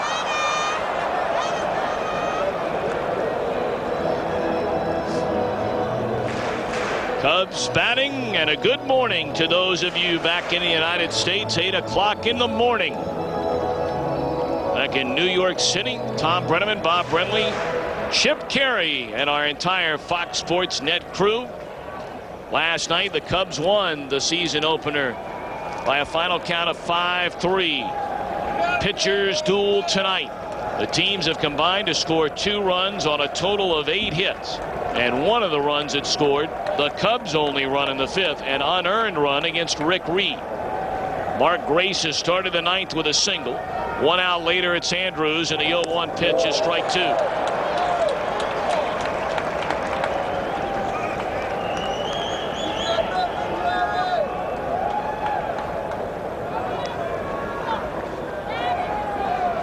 Cole Liniak is moved into the on-deck circle. Jeff Hewson due up. 0-2, the count on Andrews, and Franco turns it loose. Tried the inside corner a little too far in. As a right-handed hitter, you're so aware of that screwball fading down and away from you as a right-handed hitter. John Franco not overpowering by any stretch of the imagination. He may hit 90 on occasion with his fastball, but so many off-speed pitches that fastball looks much quicker than it really is. 1-2. Off the outside corner this time would look like a screwball. He throws a couple of different ones. One he will throw very hard and tailing down away almost like a sinker, and another one that he'll use more as a changeup that you can really see fading away from the right-handers. This guy doesn't throw a screwball. Armando Benitez, flame-throwing closer for the Mets. The big nasty, they call his heat. And a 2-2. Down and in, so Franco ahead of Andrews. 0-2, has now missed on 3 straight. Do you start Mark Grace with Andrews at the plate here in the bottom of the 9th? Well, normally you would, but Andrews is a definite strikeout candidate right here. He's been very much of a free swinger throughout his career. We talked trying to get him to make more contact. I think you have to play it safe right here. Let Andrews pick a pitch to swing at. Keep Grace right there at first base. Grace getting a big lead over there. Just moving step for step with Zeile. 3 balls, 2 strikes. Franco, the runner goes, and it's fouled out of play. A late start by Grace, as that one will reach the seats. I think that's why I would not run Mark Grace. Also, Shane Andrews, a strikeout candidate. Grace is not a fast runner. He's not getting a great jump out there. The defense that the Mets are employing with Todd Zeile jockeying back and forth in front of the runner has filled Mark Grace with a lot of uncertainty over there. He's not getting a great jump, and he does not have good speed. Grace in 161 games last year only stole 3 bases.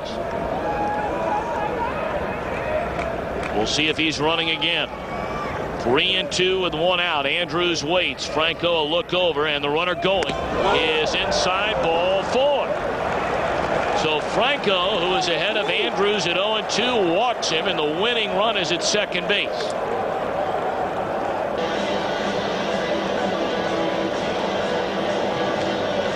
Well, in the event of a base hit to the outfield, Melvin Moore, who just recently entered the game, a tremendous throwing arm in left field. Darryl Hamilton, very average arm in center, but he does charge the ball very, very well. Derek Bell, an outstanding arm, however, very erratic in right field. Made a nice throw to the plate last night to cut down Sammy Sosa. So now Liniak batting for Houston with a winning run at second with 1 away here in the 9th inning. And he swings at the first pitch, and he's down a strike by fouling it off. Really, the only reason Liniak is here is because of the injuries to 2 of the veterans that were really and are key components to this Cub team this season. Willie Green, their backup third baseman, a left-handed batter, and their 4th outfield, the versatile Glenn Allen Hill, both injured during spring training. So Liniak may get a chance to stay for a while if he comes through right here. He hits that one foul and out of play, first base side, 0-2.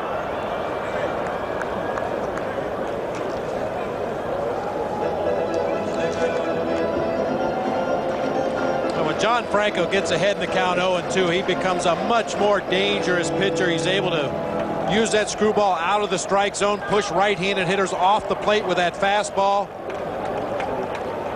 It would be a bit surprising to see this count go to 3-2 if Liniak can lay off some of those tough pitches. I would really doubt if Franco is going to throw him a strike the next couple pitches. Well, that's what Andrews did, and he drew a walk after falling behind 0-2. Franco comes after him, and Liniak gone swinging for the second out here in the 9th. That pitch that appeared to be down out of the strike zone. Take advantage of that hitter's aggressiveness. He's got to protect the plate with 2 strikes. Look at the bottom fall out of that change-up screwball, just off the outside corner and almost into the dirt. So now it'll be Joe Girardi, originally signed by the Cubs out of Northwestern University. He moved on to Colorado, won 3 World Series rings with the New York Yankees, and now he faces the native New Yorker in John Franco. Winning run at second base, 2 away. Swing and a miss, strike 1.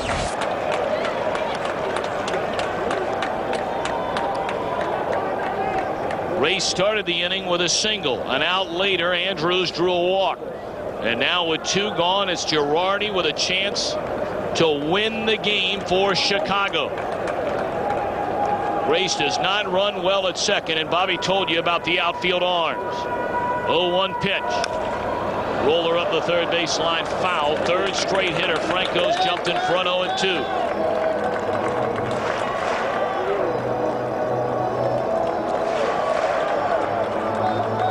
Once again on the 0-2 count, look for John Franco to throw something tantalizingly near the strike zone, but not really a good pitch to hit. He got Liniak to chase a bad pitch down out of the zone. Joe Girardi, very much a free swinger, could be susceptible to the same kind of pitch. There you get a look at the only man that matters, Mark Grace, the lead runner, the potential winning run here in the bottom of the 9th inning. Will we go to the 10th, or do the Cubs win it here in the 9th? Piazza, the sign, sets up away, and it missed away. The runners at second base can peek into the glove of John Franco and see when he goes to that changeup grip. However, Franco over the past few seasons, he knows that. He knows the runners at second can see in the glove. He will put the changeup grip on the ball and change to the fastball as he delivers the ball to home plate. Very tough to relay to the hitter what's coming. Fastball missed inside, even the count to Girardi. Bobby Valentine and the Mets hoping to force extra frames here tonight. Grace would like nothing more than to score the winning run here in the bottom of the 9th inning. Grace not even peeking in. Another changeup here. Just off the outside corner. Well, of course, the problem at 3-2 is now the runners get started. So on a base hit to the outfield, it really hurts your outfielder's chances of throwing anybody out of the plate.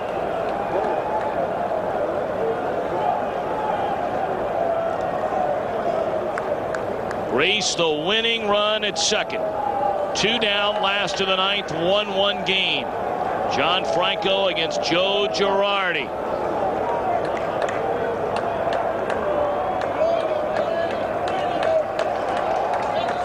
Three balls, 2 strikes, and a bluff throw to second.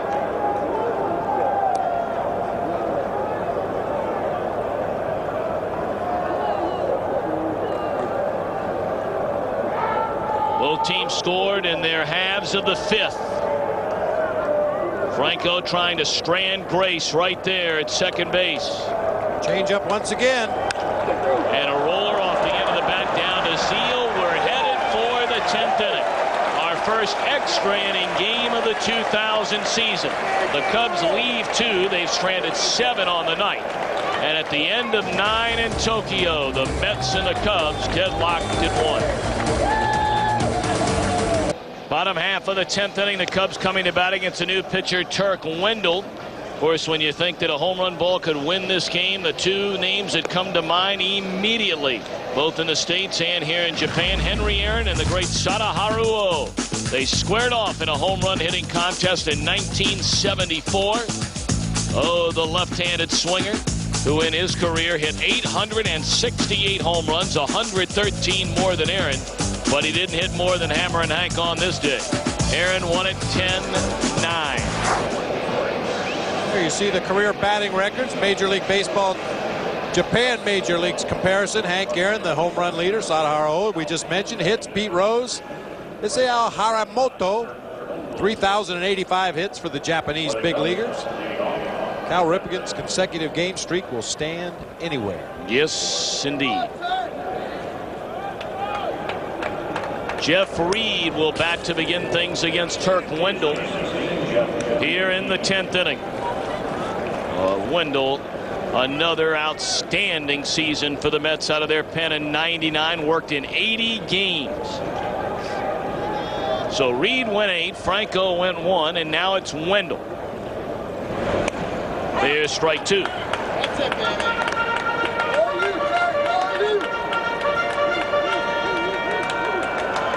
16 years in the major leagues for Jeff Reed. He's one of those guys that's always in demand, a left-handed hitting catcher, and I believe he has gotten better defensively as his career has gone on. 0-2 delivery, and it's down and in. You know, one footnote on Sadaharu Oh. He did have the advantage of smaller ballparks, a smaller ball, and lesser pitching. But he had 9,200 fewer at-bats. 3,100 fewer rather than Aaron. And given Aaron's at-bats, O's lifetime total conceivably could have been 1,150 career home runs. Wow. Well, it's hard to make a comparison like that. Obviously, 2 completely different situations. Apples and oranges, both very good hitters. 1-2 pitch, and it's fouled out of play. Well, Clete Boyer, a former Yankee third baseman who played and coached in Japan for many years, said Oh had the strength of Hank Aaron and the eyes of Ted Williams. Not a bad comparison there.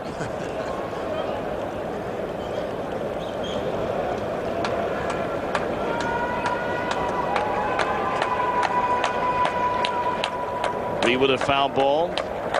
And behind in the count at 1-2, and he fouls that one straight back out of play. Another souvenir. For more on that story, let's go to Chip Carey. Okay, Tommy, thanks a lot. The Cubs are the home team in this ball game here in Tokyo. They've gone through 9 dozen baseballs already, and the Cubs equipment manager Tom Hellman is rubbing them up as we battle on here. Tom Hellman, affectionately known as Otis,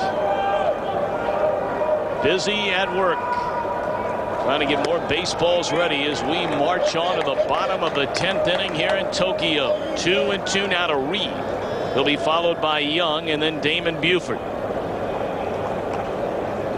Playing slightly to pull is Hamilton, or rather Mora now, who has moved into center field. Chop foul.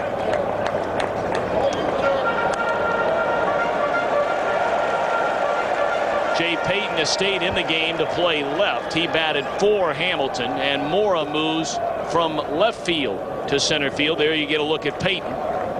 Now in left, and Mora in center.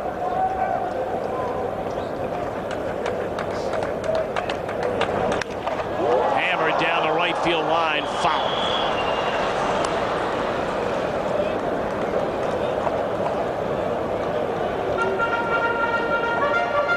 Jeffrey, throughout his career, has always had a tremendous eye at the plate. Just because he's behind in the count, 2 strikes, he's able to battle, foul off the tough pitches, take the ones that are out of the strike zone. 2-2 to Reed. Just off the outside corner. Wendell wanted the call, didn't get it.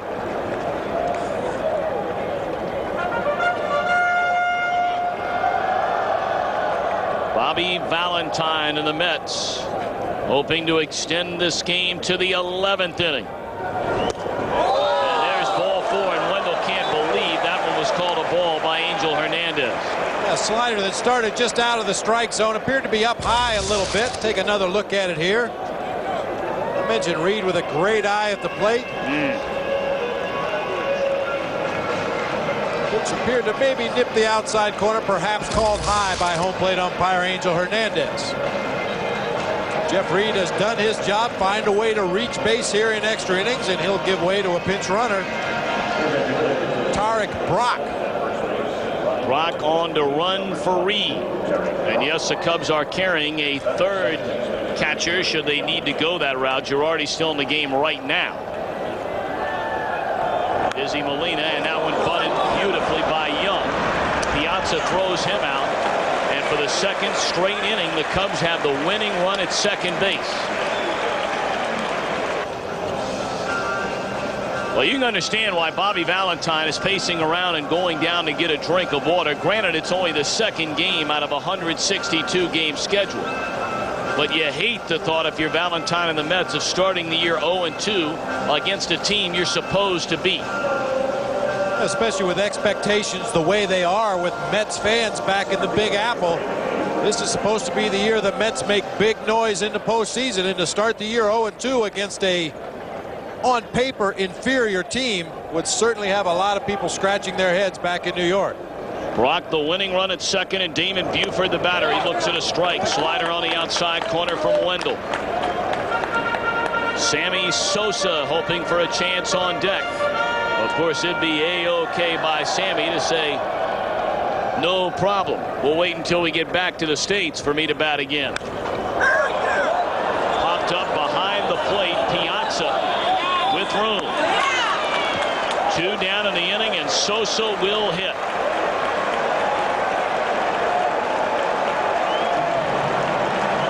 And the crowd already coming to its feet, anticipating Sosa batting here in the 10th.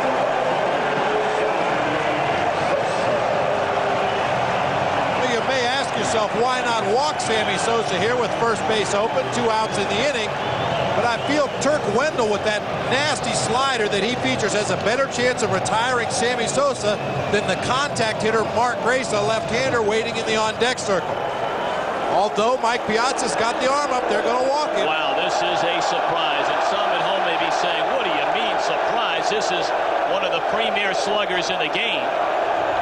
Dennis Cook is ready in the bullpen, but you're right. You are just, I guess pick your poison. I guess that's true, but over the course of his career, I've seen Mark Grace make this move backfire so many times against the opposition.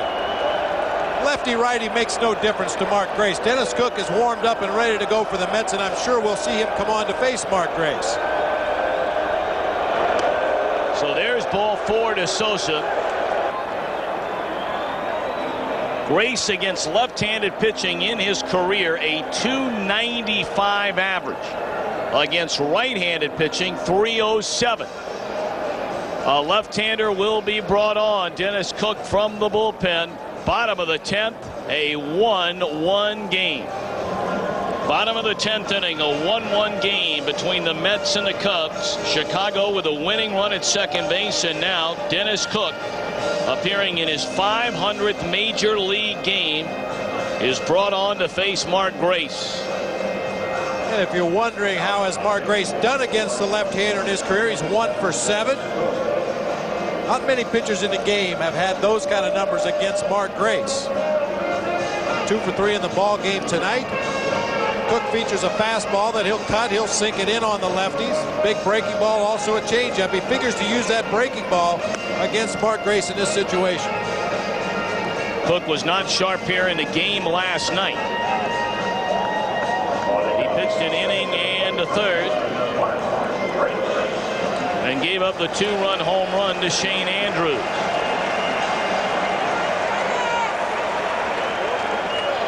So now it's Grace.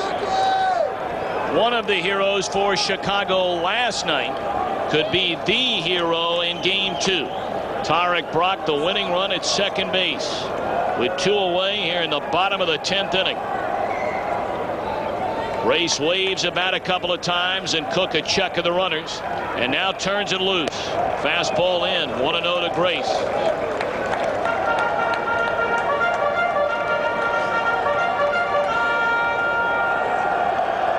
Grace has delivered more big base hits, as you mentioned, Bobby, for the Cubs over the last 12 years than just about any player they've had. In fact, than any player they've had.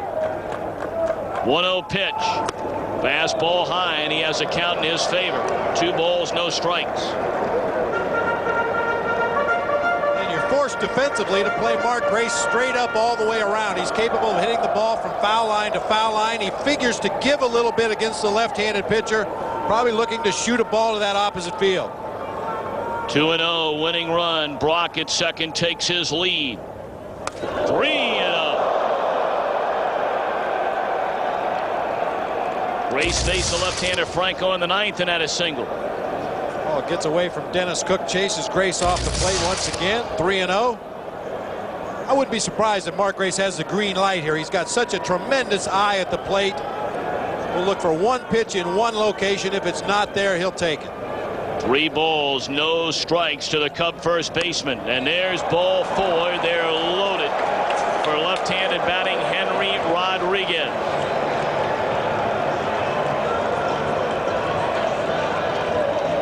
Boy, a funny game, baseball.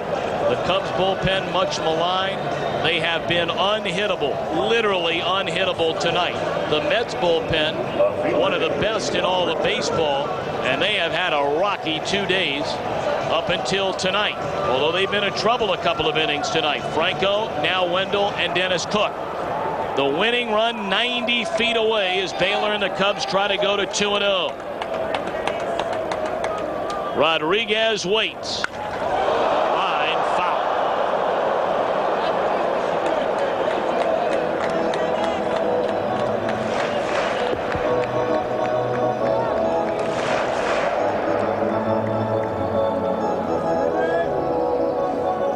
Cook coming into the ball game to face back-to-back lefties. Mark Grace was 1 for 7 lifetime. Henry Rodriguez 1 for 9 lifetime against Dennis Cook.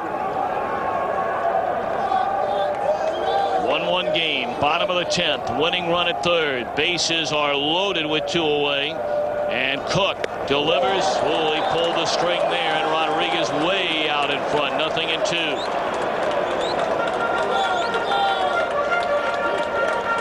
Almost makes you wonder after that at bat, even though Cook had the numbers in his favor, if he really wanted any part of Grace. Well, he certainly didn't come close to the strike zone, and control has never been a big problem for Dennis Cook. I mean, he was missing up and in consistently on Mark Grace. Henry Rodriguez very much a free swinger, considerably much more a free swinger than Mark Grace. Cook dropped that big slow curveball in there, ahead in the count now. I look for him to mess around the edges of the strike zone, trying to get the free swinger to chase a bad pitch.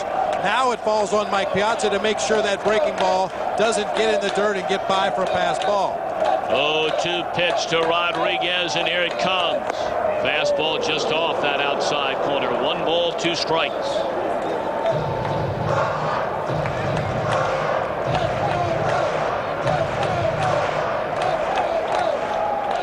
Cook and Rodriguez, 2 veterans, been around a long time. They square off here in Tokyo, Japan, in the bottom of the 10th inning with the bases loaded of a tie game. And a 1-2 delivery. Fastball, strike 3 call. Dennis Cook comes in and slams the door on the Chicago rally. So Bobby Valentine rolls the dice and comes up lucky 7. We go to inning 11. Still tied at 1. Top half of the 11th inning. Good morning to you back in America in our Fox Sports Net game summary. 1-1 at the end of 10.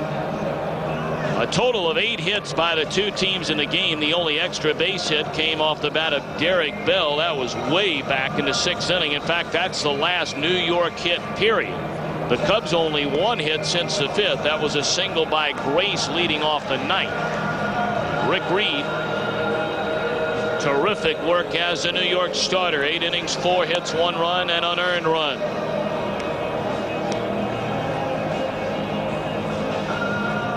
Cubs really missed a golden opportunity there in the 10th inning.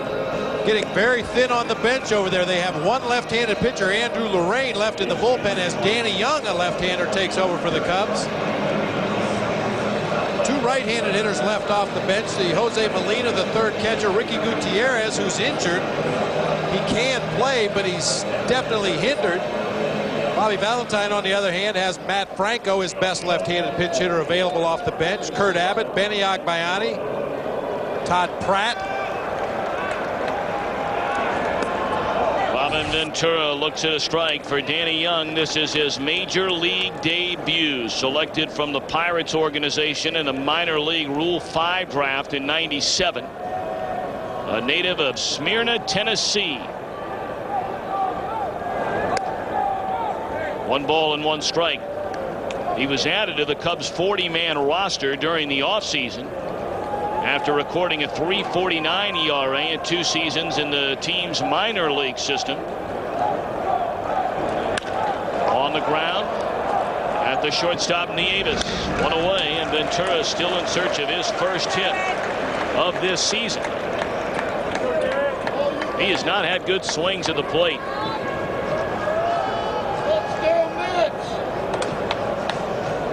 Derek Bell's put 1 good swing on the ball tonight. Hit a ringing double earlier in the game.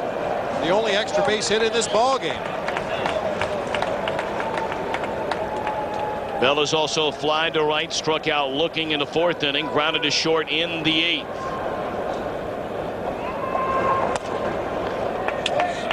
Ball 1 high. Todd Seal will follow Bell here in the Mets 11th. Last season in extra inning games, the Mets went 6-5. The Cubs at 5-6. But the Mets were marvelous in games overall on the season decided by a run.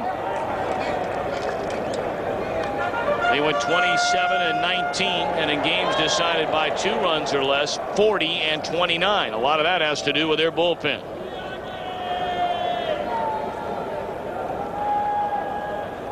Two and 0 to Bell. Broken bat flare into left center field. Nieves out, and he's got it. Nice play.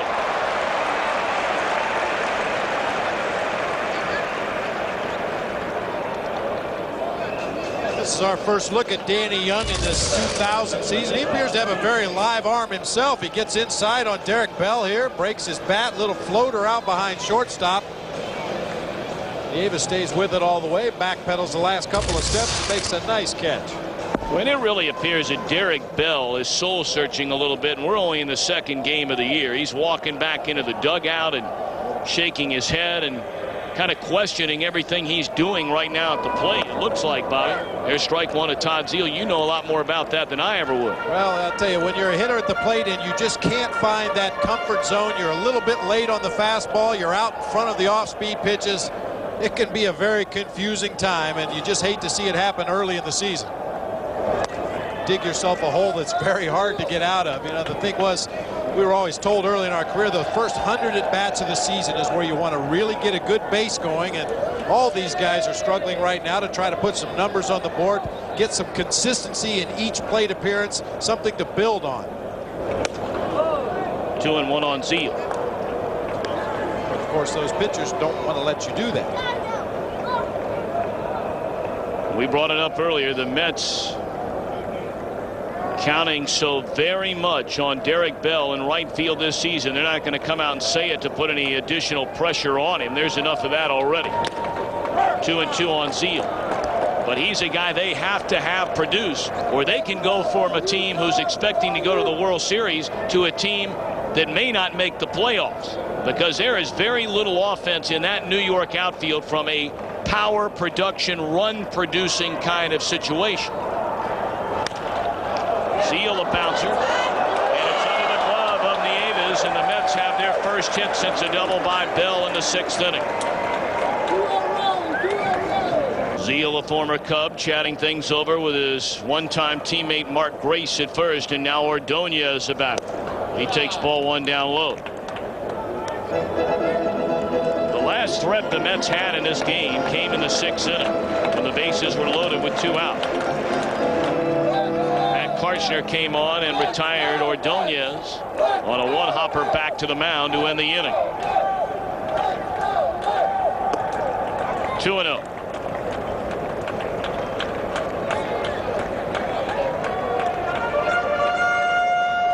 Will take a very well-placed extra base hit to score Todd Zeal all the way from first base. Ordonez, not the kind of guy you worry about hitting the ball out of the ballpark unless the pitcher makes a drastic mistake. See the Cubs once again in the outfield playing very deep defensively. The only thing that can hurt them right now is, as I said, a very well-placed extra base hit. They're trying to prevent that by moving those outfielders back very near where the warning track would be.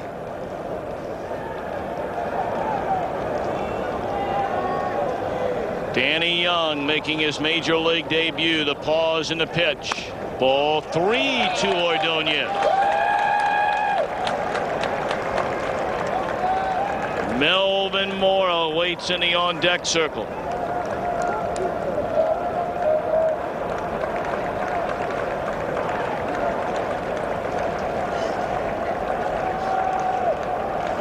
Yeah, the Cubs only have one reliever left in that bullpen, Andrew Lorraine. And Mother Nature must have called, because he's nowhere in sight. You get into an extra inning ball game where both offenses appear to be very sluggish and unable to make anything happen. You have to keep a pitcher in reserve that can throw several innings if necessary.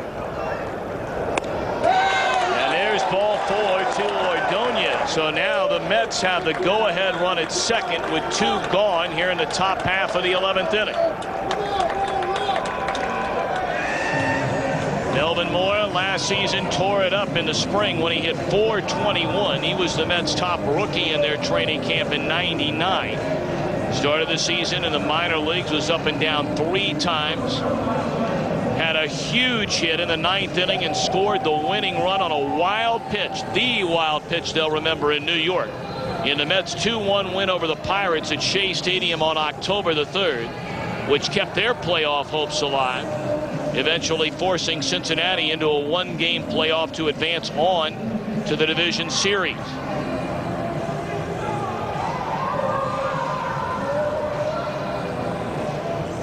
While we have a moment, have you ever wondered what your sports IQ is?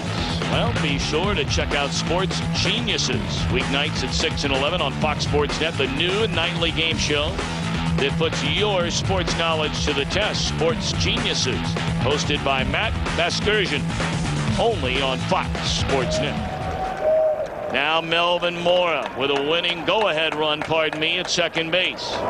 And it's high to Mora. We mentioned Mora did it with the glove and the arm in the postseason. He had 4 outfield assists, 1 shy of the postseason record set by Lonnie Smith in '85. Hit a home run in the 5th inning of Game 2 of that series against Atlanta. And it's inside. Mora, one of only 7 players in National League history to hit a home run in his first league championship series at bat, as Agbayani is now in the on-deck circle.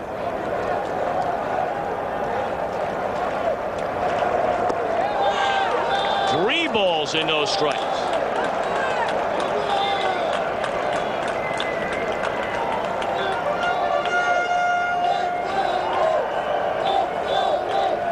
Not a lot of room to pace in that Mets dugout. Bobby Valentine taking one step in one direction, turning around and going back the other direction.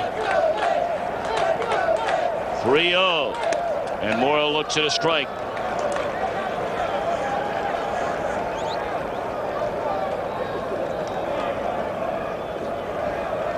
Bobby Valentine, his team needing a big base hit.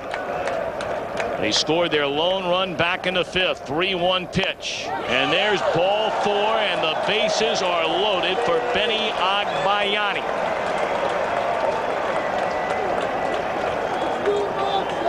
Valentine, who wants Agbayani because he knows what he's going to get. He's done it at the major league level before where Peyton hasn't. Now has a chance with Agbayani to perhaps win the game for the Mets.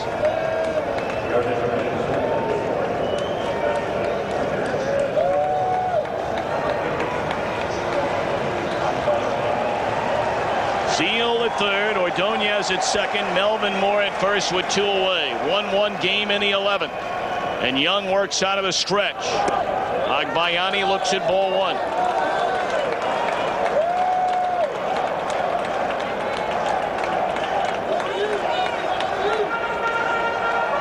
The old Little League cliche, a walk's as good as a hit, was never more true than it is right now for the Mets. 1-0 on Agbayani. High drive, straight away center field. Buford on the run at the wall. And it is no signal home run. Grand slam home run by Benny Agbayani.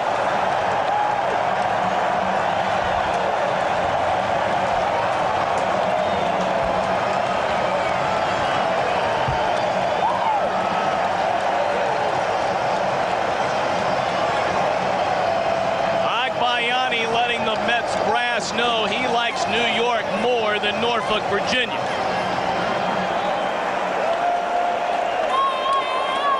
That's definitely going to make the decision considerably harder than it was before that at bat. Benny Agbayani on a 1-0 pitch.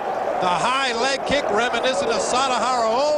Got a low fastball and golfed it just off the top of the wall, off the hitter's backdrop and back onto the field for a grand slam home run, giving the Mets a 4-run lead here in the top of the 11th inning. And Peyton smokes one into right. He sees Agbayani get a hit, and he says, hang on a minute.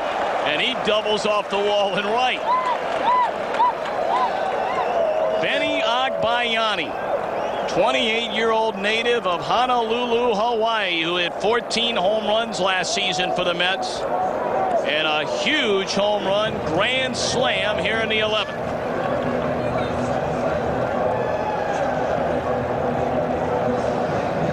Power-packed body. Benny Agbayani built low to the ground and very strong. Watch the high leg kick. The pitch is down below the knees. He's trying to talk it out of the ballpark. Apparently he said the right words as it just does clear that center field fence. 406 feet away from home plate. Now Alfonso, and he takes upstairs. Rough major league debut for Danny Young. He walks 2, allows 3 hits so far, and 4 New York Mets runs. That ball looked like it hit the top of the fence, and a very late home run signal given by the third base umpire, Randy Marsh.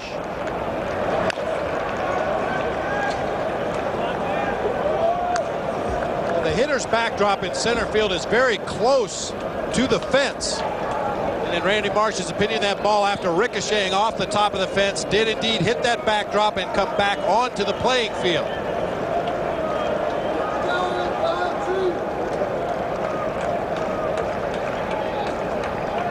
Agbayani's grand slam has given the Mets a 4-run lead. And that one's high and outside, 2-1 on Edgardo Alfonso.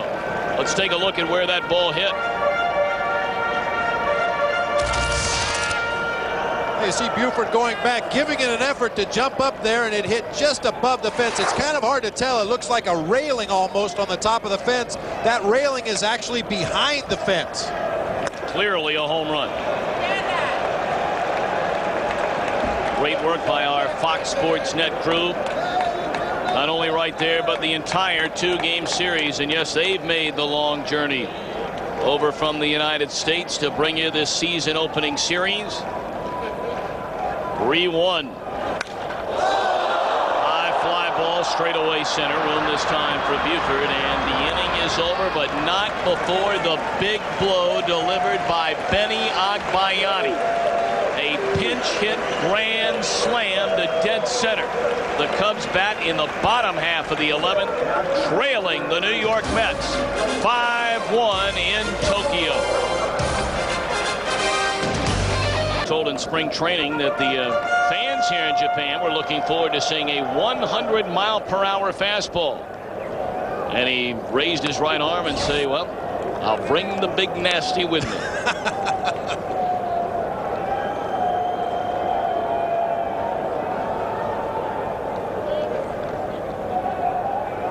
Shane Andrews. Fastball a little bit low.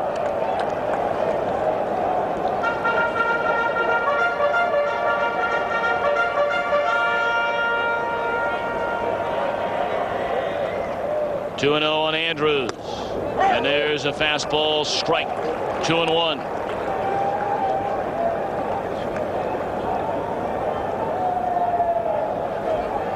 The Mets went 10 innings with only 1 run against Cub pitching. They got 4 of them with 1 swing of the bat in the top of this 11th. Good cut by Andrews, and it's 2-2. Benitez with that overpowering 4-seam fastball up high in the strike zone. Complements it very well with a split finger that gets better with each passing year.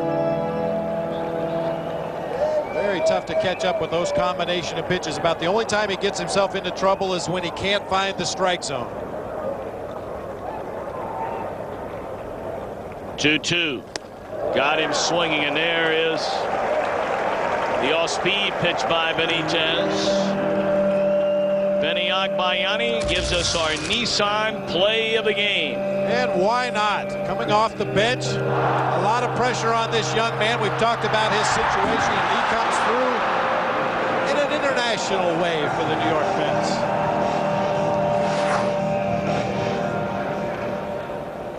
Agbayani, the pinch hit grand slam. And now it's Jose Nieves. You've really seen the Mets' depth come into play here tonight. Some of the players that have come off the bench for the Cubs, Tarek Brock, and although Jeff Reed did draw a walk, but Liniak and Nieves have done very little, whereas the Mets, Payton 1 of 2, he has a double off the bench. Melvin Mora drew a walk and scored a run to get on base in the 11th. That one popped up. Foul ground, and Zeal runs into Derek Bell, and neither one of them catch the ball. We mentioned it in last night's ball game. A lot of foul territory here at the Tokyo Dome, all the way down the foul lines. Todd Zeal learning a new angle over there at first base this year. New teammate Derek Bell. They get a little mixed up on this play. They both think they have a play on it. It hits both gloves. Neither man able to come up with it.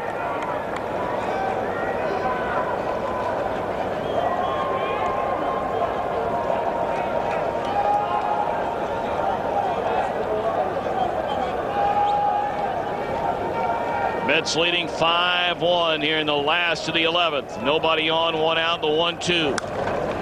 Fouled out of play. The executive producers of Fox Sports Net are Arthur Smith and Bill Borson. The coordinating producer of Major League Baseball is Larry Myers. Today's game produced by Michael Weissman. The head of field operations is Andrea Jenkins, and our technical director is Mitch Riggin. One hopper at Ordonez.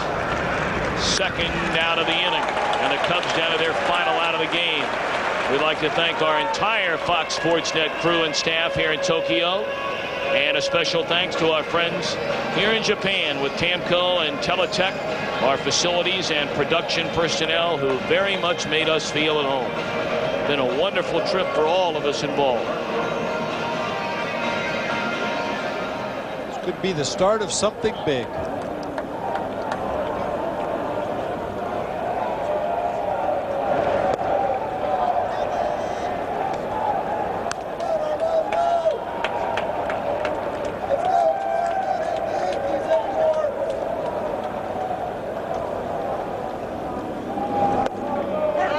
fastball, strike.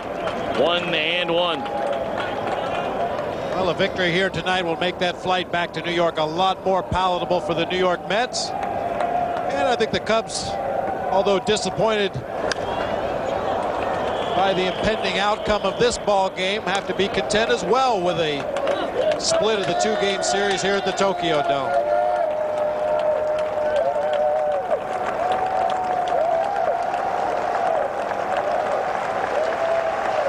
1-2 the count on Joe Girardi, and he fouls it back out of play.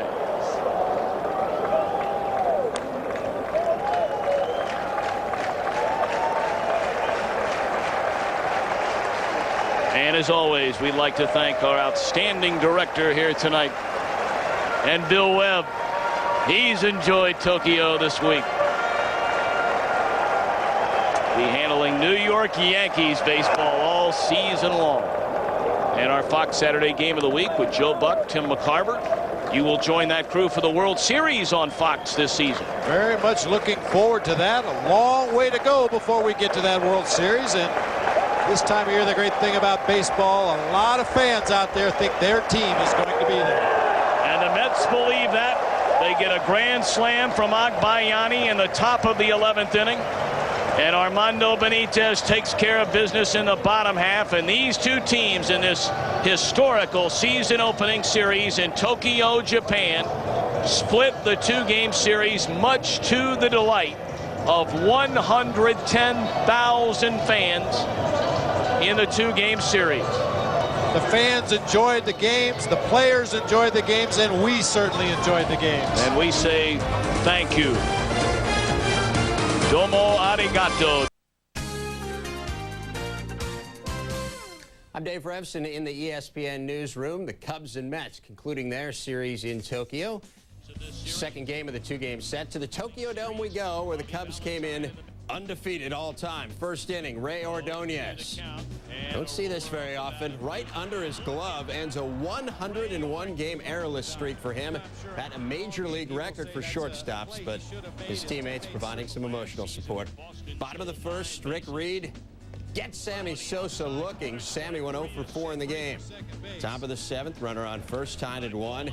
Jeff Houston, the nice grab to rob Darrell Hamilton, so the score remains tied. Later in the same inning, Mike Piazza up there. And again, it's Houston. This time, the nice stab off the one-hopper against the force at second. Piazza 0 for 5 in the game. 9th inning, no one out, still tied at 1. John Franco facing Henry Rodriguez, gets him looking. Rodriguez K'd 3 times in the game, so now 1 out in the inning. We move ahead now. Grace on second, Shane Andrews on first, Joe Girardi. The ground ball, the first to end the inning, still tied after 9, and as the rules dictate, we go to extra innings. Bottom of the 10th, Sosa intentionally walked. Then Grace would walk to load the bases for Rodriguez. Facing Dennis Cook, and Rodriguez goes down looking. The Mets survive the Cubs rally. Still tied at 1. Now, rookie Danny Young coming in to face the Mets in the top of the 11th. First ever Major League appearance. How did it go? Not so well. Todd Zeile, the base hit up the middle. Next batter, Young facing Ordonez. Walks him, so now 2 men on for Melvin Mora. Young, a guy who spent 9 years in the minors, perhaps had some jitters. The walk there to load the bases for Benny Agbayani, who's already been told he will be sent down to the minors on April 9th. To make room for Glendon Rush. They may want to reconsider. Grand slam home run for Agbayani. Got off to that great start last year, and he has added it again. Agbayani is pumped. And so are the Mets. They win it 5-1. Reed went 8 innings, didn't allow an earned run. Cook gets the win, though, in what was his 500th Major League appearance.